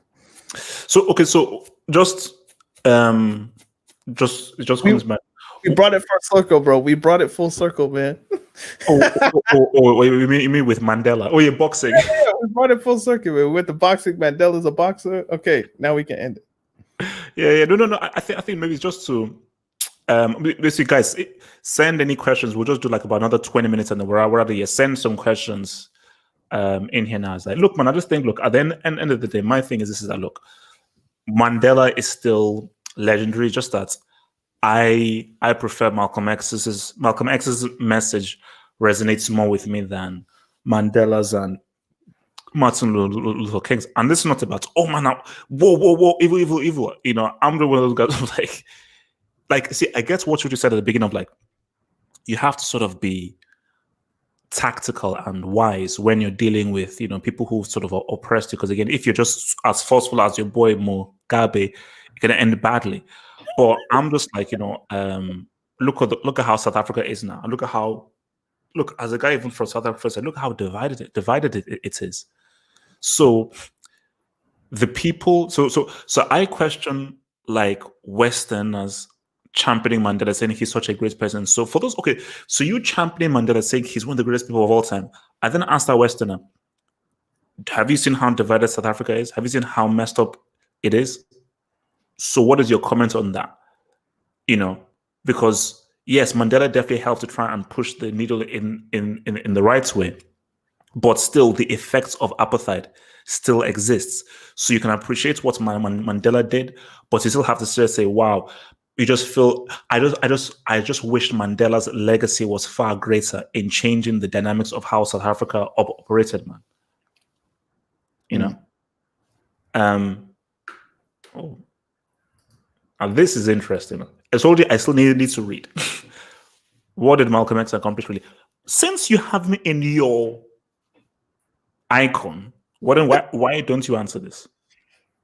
Malcolm X, I think his life is it's a display almost.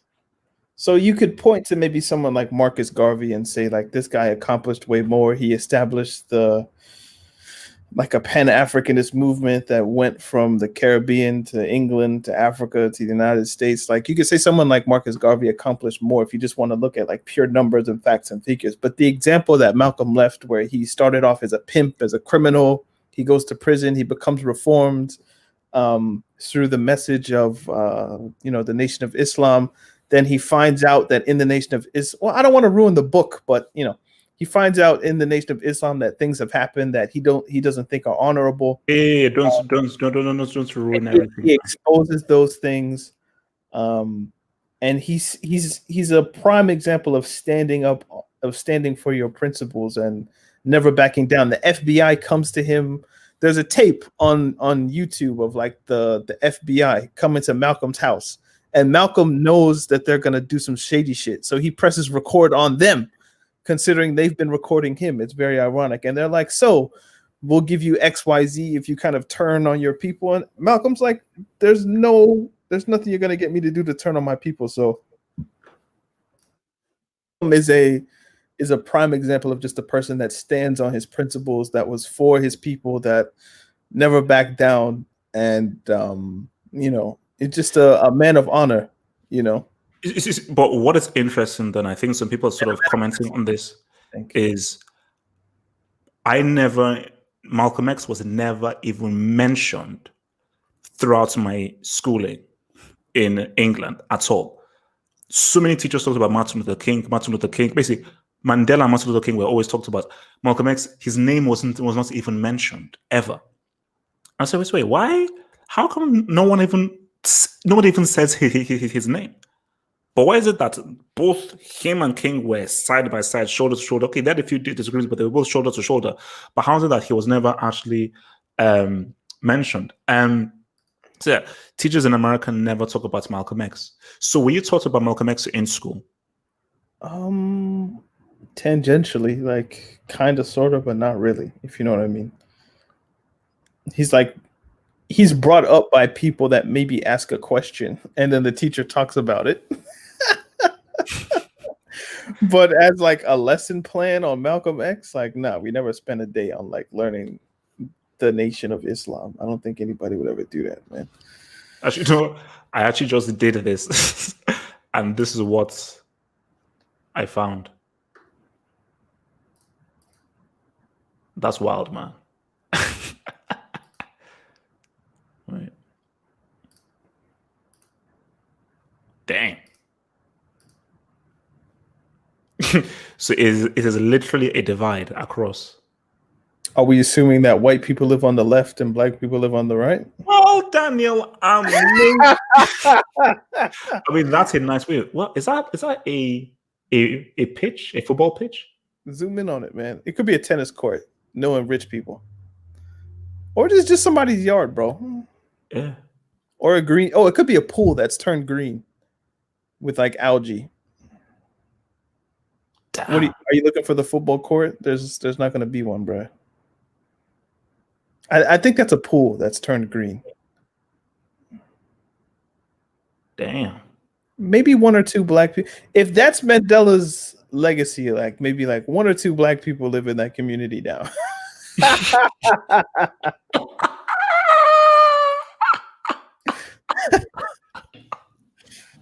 That's again, you can't have political freedom without having economic freedom. It doesn't wash. So yeah, I mean, but it wasn't up to Mandela to get all of the freedom in all the time. Yeah. I mean, people. No. But see, I think the key thing is the kind of praise he gets, and I just question how much that my thing is that why does the West love Mandela so much? Because he didn't war. He didn't want war. It's the, if someone slaps your cheek, let them slap the other cheek. He wasn't on that eye for an eye thing, And I guess people see that as honorable. Like, oh, the idea of like, yo, somebody could. It's almost like if your dad or your mother could punish you, but they chose not to, you almost like them even more, even because you fucked up. So the West knows they fucked up with the slavery, apartheid, Jim Crow, all of that stuff. They know they messed up. So then when you have somebody just say, you know what, I'm gonna let you get a pass, you probably feel even better. So it's like Mandela, man, he was really a humanitarian, bro. He didn't come with any smoke, even though he should have or could have, or he would have been justified to. So it's that idea, man. It's just like he could have incited people, but he didn't. And because of that, we appreciate you more, that you didn't spank us when you should have or could have or would have been justified to. Okay, wait, maybe let's end with this one in here. This is quite a big one. What can Africans do to stimulate their economic situation? Instead of making cash crops for the West, how about just like trade with each other? That'd be nice. So the idea that like, yo, in Ivory Coast or Ghana, like, yo, we're just gonna make a whole bunch of cocoa beans and we're just gonna sell the cocoa beans to some Swiss company or some Belgian company that makes chocolate. So what else are you using that land for? That could have been used so you could trade corn with some other African country or trade. Even more so than that, it's a mentality thing. Like for me, I've always said it's that mentality thing, man. No, it's like hates white people all he wants, man. I've got to give them props. How you were able to totally submit a continent who have more resources than you, more materials than you, and make them think that they are lesser than you and succumb to their will. For me, I think it's brilliant. Say only once, you can say it's racist and everything. I think it's bloody brilliant. On a psychological level. Though, man, because it works on poor white people the same way it works on black people. Oh yeah. No. You see, so it's not the psychological warfare is one of the most powerful things because see, psychological warfare can last generations and years. That is, it is one of the key victories to have. Okay, murder people, yeah, it is what it is, but he's dead, he's gone. But if you do psychological warfare, that is what leads a father and mother to teach their kid to view the world a certain way. So psychological victory is huge. My thing is that this is me and my brother, we talk about it all the time with my mom. Is like, wait a minute. So in Nigeria, we're sitting on oil. Mm-hmm. We have loads of oil. In my mom's village, like Delta State, is literally a hospital of oil. Mm-hmm. But the country is a mess, and we are still sort of getting shortchanged by the West, and China are coming in to fully exploit the country. It's a psychological thing, and it's a great thing. Until you change the mentality, nothing will change. So there is a generation of people who still view the white man as being greater and still have that kind of archaic colonial mentality of this is how whites do. You have to have, because the danger is the old generation if somehow influencing the newer generation. What you're hoping for is a total new generation that comes in with a wholly new perspective. And a wholly new perspective is like, oh, no, it's not time for agency. It's time for agency, and it's time to actually try and actually become much more self-dependent and actually forge a country that works better in a structural manner. So if you don't have people and leaders that generally care about the country, but care about lining up their pockets, as I said again, politics is a money-making business in Africa. Like I was speaking to my friend who is thinking of getting into politics in Nigeria, and he was like, "Man, do you know how much money can be made?" I said, "Wait a minute."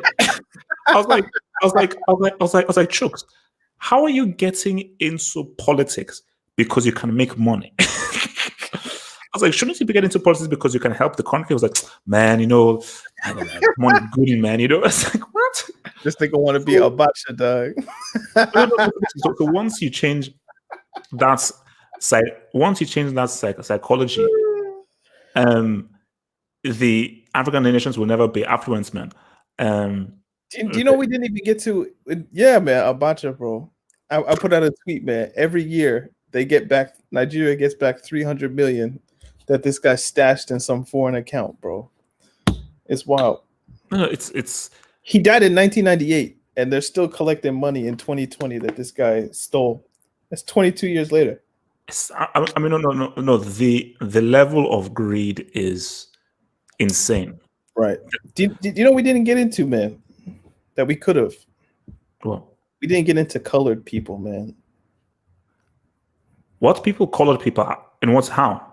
In South Africa, they have white people, they have black people, but they have colored people who are basically who are colored people? they're mixed race people who have their own class or their own kind of like racial group. So you know how like America and Canada. No. Let's end on that. No. South Africans, can you please speak on this? South Africans, can you please speak? Who are the colored people, and do they have their own class? Carry on. No. It's the idea of like, so in America, mixed race people they get included into the black bracket. In the UK, mixed people kind of get classed into the black bracket. In the South African context, they created a buffer group. It's almost like house Negro, slave Negro, but just in class form or race form. So like instead of being on a slave plantation, it's actually implemented in society. So they're a group of colored people that are like implemented in between. So somebody like Trevor Noah, for instance. Okay. So, because I thought you were saying like Asians or so.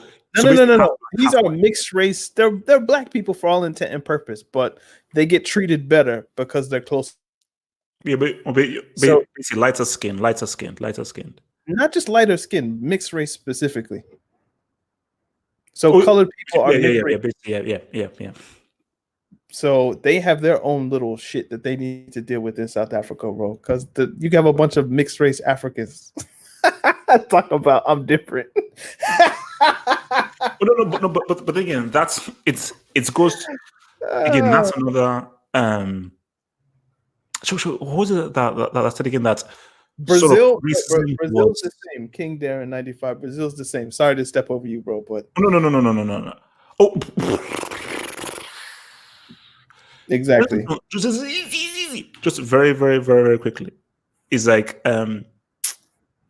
what I always say is, have you seen the people who run Brazil, the presidents? I made you look this up, man. And the leaders. It's wild. Am I the one who told you about this? I must have told you about this. Yeah, I think because we did it. Give me my credit, dog. You be saying shit that's mine, man. No. All credit to you, because when I looked it up. No, show it now. Show it for the people, man. We gotta type in Brazil presidents, bro. No. First we gotta look up Brazil demographics. That's important before we see the president.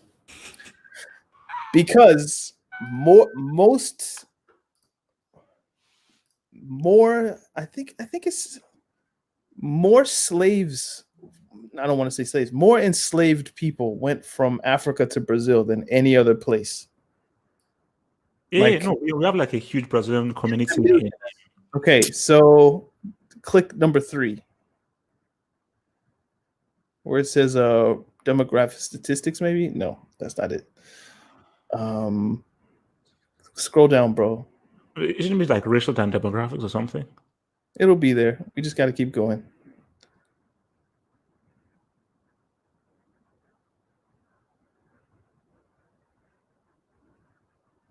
Immigration, no. Japanese people are immigrating to Brazil? Oh no, I want to see the presidents, man. No, bro. Like we need to know the demographic numbers before we look at the presidents. Otherwise, it's a moot point. This guy. Racial demographics? Do you maybe going down, bro?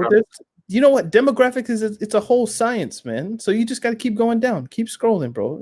There you go. Racial composition. You're so impatient, man. I know, I am. Okay, I want to get to the business. Race and ethnicity in Brazil.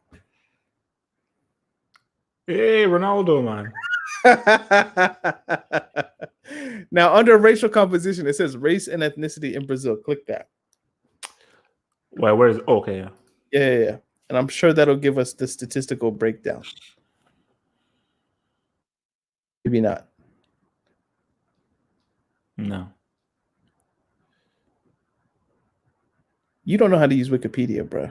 Nope. well, shout out to Wikipedia because this is how I passed my uni. So, wow, don't say that out loud, man. Bro, keep going. We are looking for tables, bro. So just scroll down, man. Just keep going fast. We're not looking for words. We're looking for numbers. There we go. There we go. Yeah. This is what we're talking about. Brancos, pretos. So we have, if you look at add black people and multiracial people, and they outnumber and almost have always outnumbered the white people. Actually, wait.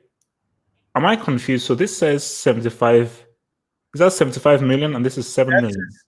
Yes, but if you include the multiracial people, and many of those are black people who don't want to be black, so they class themselves as multiracial. Oh, so, okay. So think of like black people. We're looking at somebody like Ramirez, William, those kinds of Fred. Multiracial, we're probably looking at like Ronaldinho, Ronaldo, those kinds of guys who are basically black, but they don't want to be black. But if you add those numbers, the black and the multiracial, it out people. But now we can go look at presidents. Now that we have this information in our brains, people. So more colored people there are more people of color in Brazil than there are white people. And that has been the case since at least the 1980s. I don't believe those numbers, but since the 1980s at least. Well, apart from Dilma Rousseff. Click the list of presidents, bro. Because they're all going to have pictures. All right.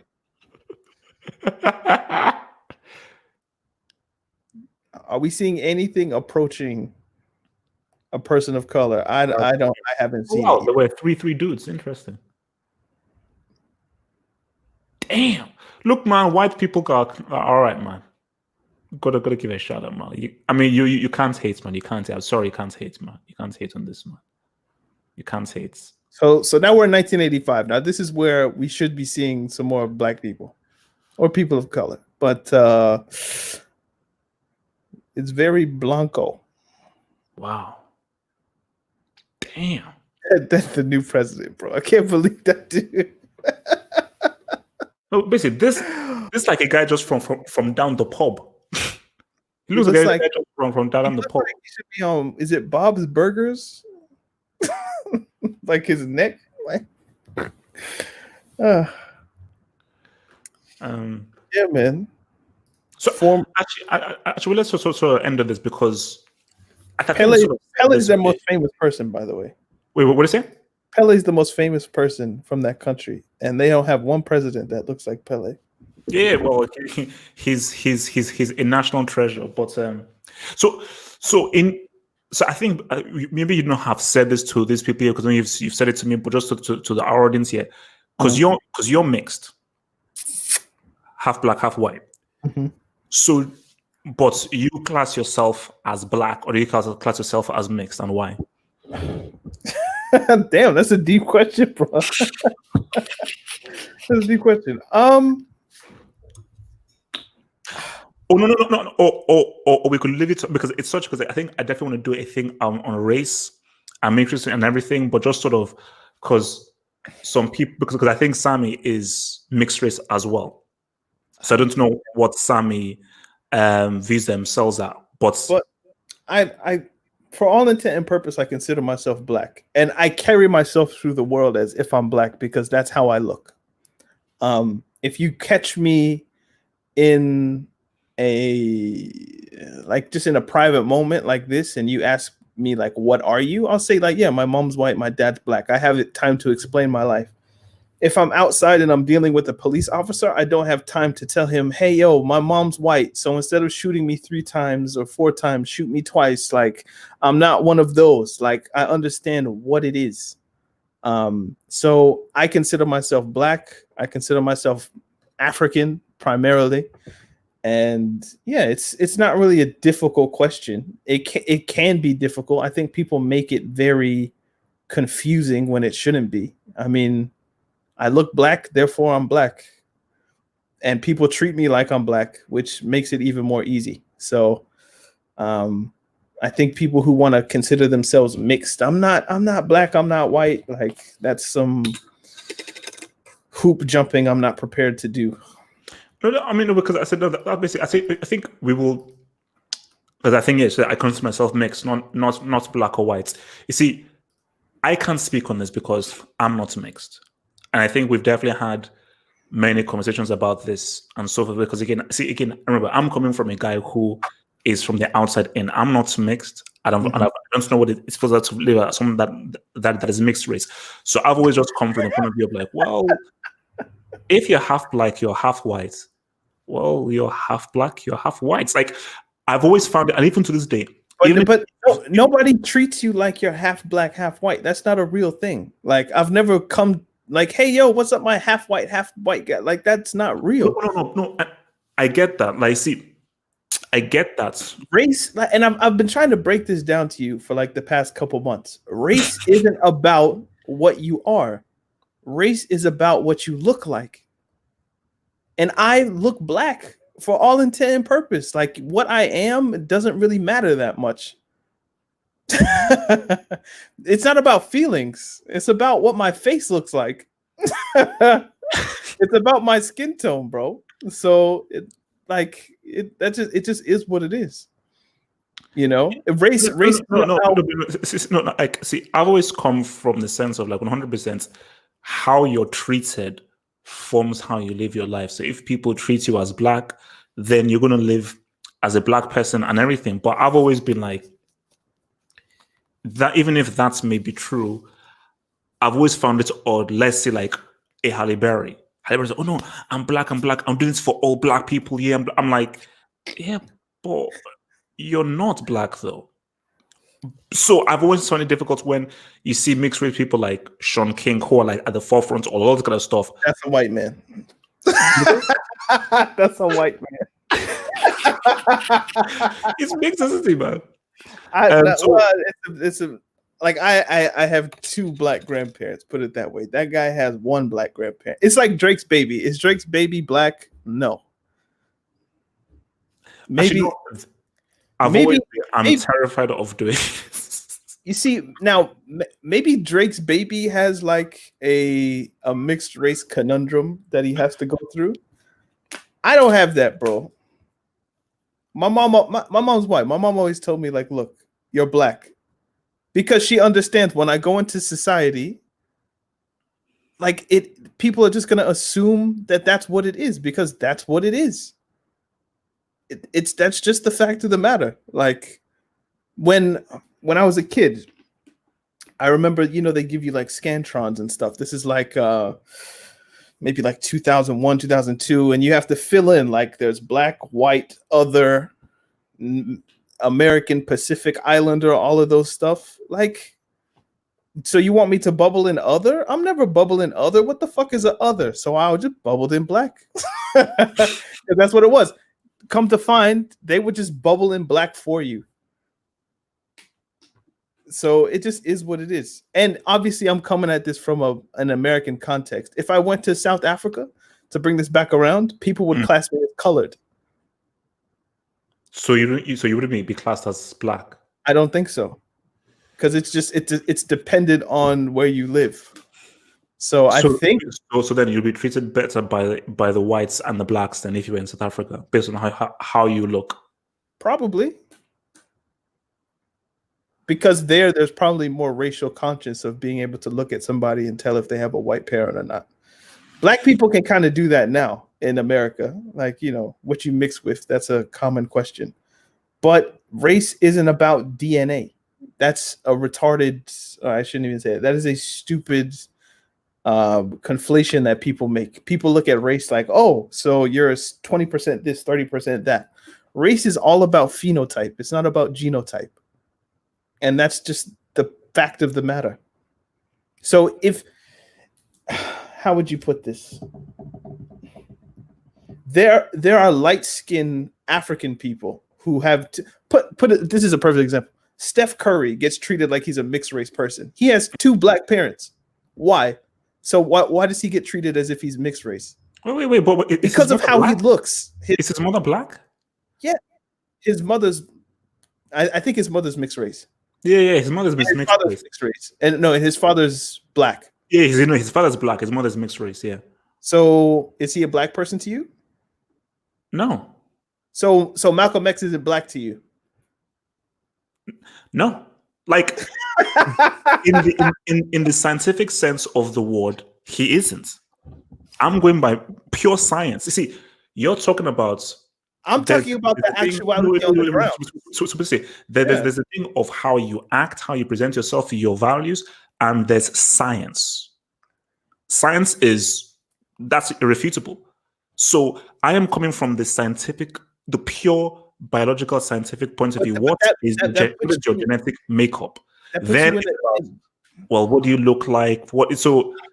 This is the problem with this standpoint. Coming at race from a scientific standpoint puts you in a eugenicist's seat. And if you want to look up eugenics, feel free. But actually do that now. I have another hour if you want it. But look up eugenics. No, we really have about 5 or 10 minutes here. But let me look this up. Cool. Look up eugenics for the people. Eugenics is a set of beliefs and practices that aim to improve the genetic quality of a human population, simply by excluding people and groups judged to be inferior and promoting those judged to be. The scientists who really care about race and really crunch down, like, oh, you're an octogenarian, an octoroon, or this or that. They generally practice this, which is eugenics, because they really care about the genetic quality. So when you bring up the word pure and utter and this and that, like, nobody is a pure anything, firstly. But the idea that, like, when people bring up pure race and this and that, it ventures into that kind of Hitler-ish territory of I'm trying to make a master race and blue eyes, blonde hair, all that kind of stuff. So click eugenics. You're going to learn about a dude called Francis Galton, who was the cousin of Charles Darwin. And he's like one of the first eugenicists.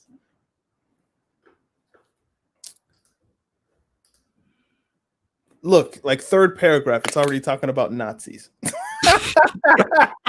4th paragraph. Actually, type in Francis Galton. He wrote a yeah, perfect. Of a modern project of improving the human population through a statistical understanding of heredity used to encourage good breeding was originally developed by Francis Galton and initially was closely linked to Darwinism and his theory of natural selection. Galton had read his half-cousin Charles Darwin's theory of evolution.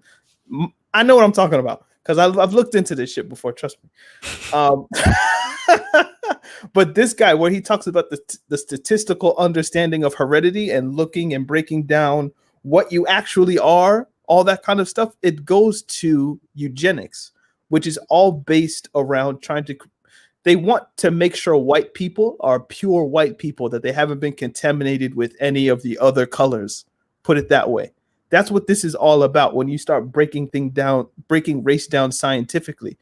Because when you break it down scientifically, it's all about white genetic survival. Black people don't need to look at race from a statistical point of view. That defeats the point. What you look like is what you are. And that it's as simple as that. You know what it is? You don't have to make it complicated by breaking it down. So Malcolm X had one white grandparent. That's why he's light-skinned. We can get into the colorism aspect and Louis Farrakhan and Elijah Muhammad and why black people love light-skinned people to be at the forefront of the movement. We can get into that at a later date. But the fact of the matter remains, that race is about what you look like. So Malcolm X is a black man. Oh no. Basically, Steph Curry is a black man. the conversation that we're having,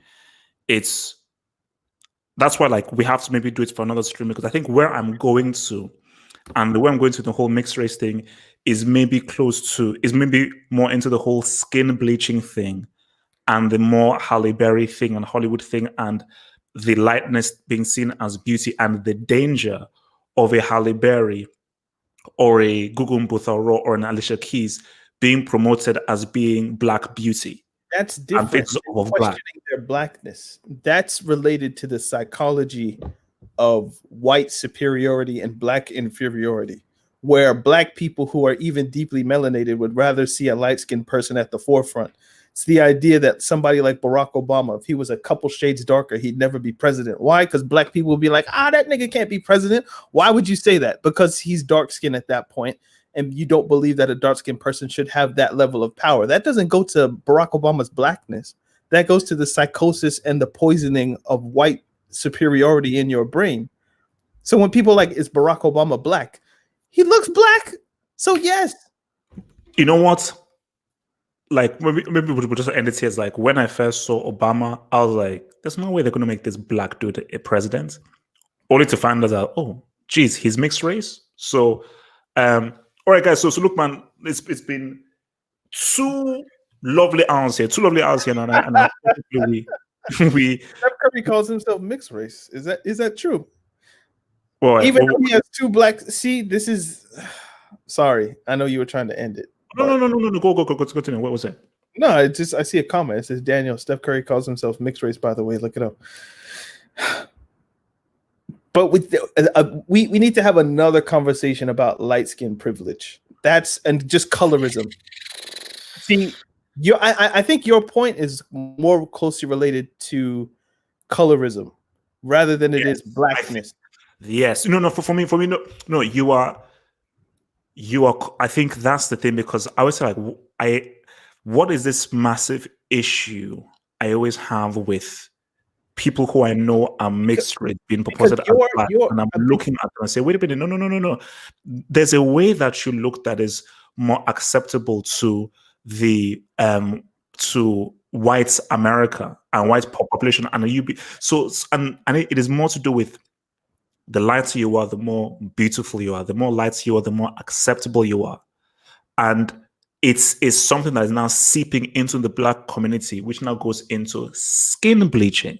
And Nigerian women who I know who are bleaching their skin because they feel the more light you are, the more beautiful you are. And lightness is now something seen as a higher form of beauty throughout all society. The more I talk to you, the more I kind of understand where you're coming from, in the sense of like, you want, if I claim I'm black, right, then in your mind it's almost like I'm taking a place of somebody who should be elevated to that level. It's almost like being black is a privilege in your mind, and I understand that.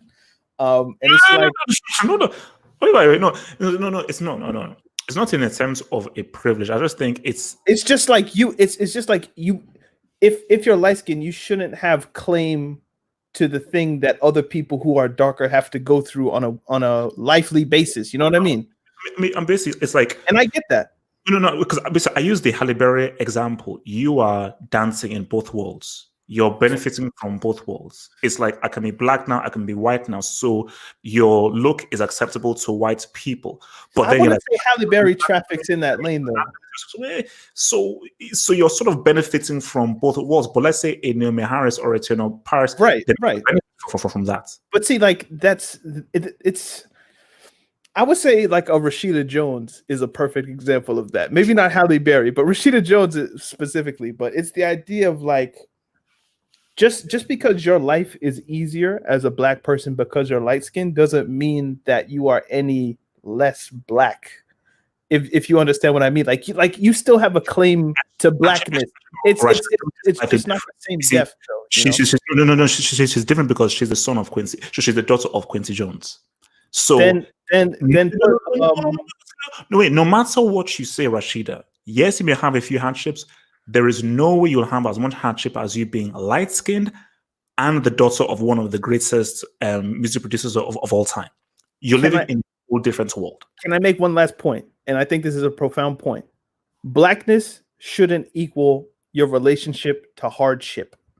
And this happens so often. It's like the even like rich, it's like the Carlton dynamic in like the Fresh Prince. Like Carlton he's a dark-skinned guy, right? But because he comes from a rich thing, do you remember when he's less black? Right.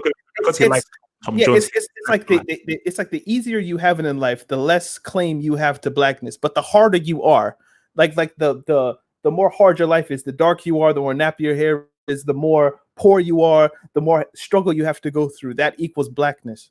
And that's because of the history of black people in the United States, that everything has been a hard struggle, you know? So it's like the harder things are, the more black you are.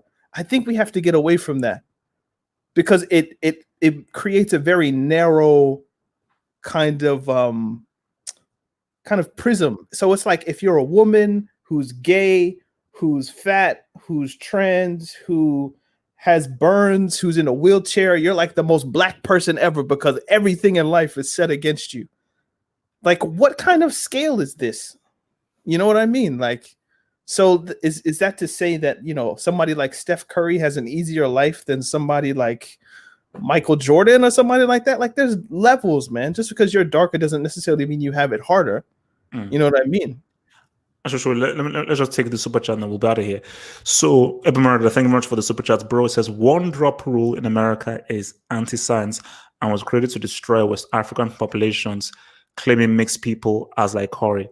Corey's grandmother is white from mom and his dad, and is 30% white. You see, the one drop rule I think is wild and is one of the most. The one drop rule is not for black people. The one drop rule is for white people. Oh, no, they want pure whiteness, which goes. It's one of the most racist concepts I've ever think of. So if there is an inch of non-whiteness in you, that's mad. But see, it's the beauty of blackness that it can accommodate way more people. You know what I mean? So my story is linked with whiteness and blackness, but blackness accommodates me more than whiteness does. You know, you understand what I'm saying? So it's like, I almost like if you casted a movie, does Daniel Toulouk have a role to play in Blackness, the movie? Yeah. Am I a starring role? Should I be a starring role? No. Am I a leading role? No. I might be like an extra or whatever. I might be in like the background doing something. I shouldn't be the lead in this film, but I'm there. In the whiteness movie, I don't think they let me on set. And that's kind of how I look at it. No. If you were female and attractive, you're on that set. If the only people who are allowed on whiteness, the movie set, are like a Jennifer Beals who can pass for white. And Alicia Keys. Let's people roll and Alicia Keys. No, trust me, white people like that coffee, man. They like to drink coffee. Like coffee and caramel caramel is down. If you're not going into a chocolate and everything, it's a bit too much for me, man. Okay, look, guys. All right, we gotta go. No. We will continue this convo afterwards. Remember, guys. So we'll be back here for another real talk. I can't wait for you to read the book, man. You gotta read Malcolm X's book. No. I have to. No. Basically, I'm only doing the Malcolm X thing once I've read that book. So maybe on Friday we will maybe do colorism on Friday and skin bleaching. Because if you guys want to see horror pictures that will scare the life out of you, skin bleach. Daniel, you can laugh all you want. I was in Nigeria for Christmas. We need years ago. Me and my brother, I saw this lady in Nigeria who bleached. She looked wild. What? She looked like something out of The Exorcist. Yeah, like the whole, like if you're gonna bleach, at least make it like Michael Jackson, like it's even. You know what I mean? But don't bleach. Like Vibes Cartel looks wild, but we'll get into it. Wait, what's about Sammy Sosa? No, trust me, we'll get it. So basically, yeah, Friday. We'll see you guys Friday for maybe another real talk on colorism and light skin privilege, man. So guys, peace out. Thank you guys for the love, and we'll see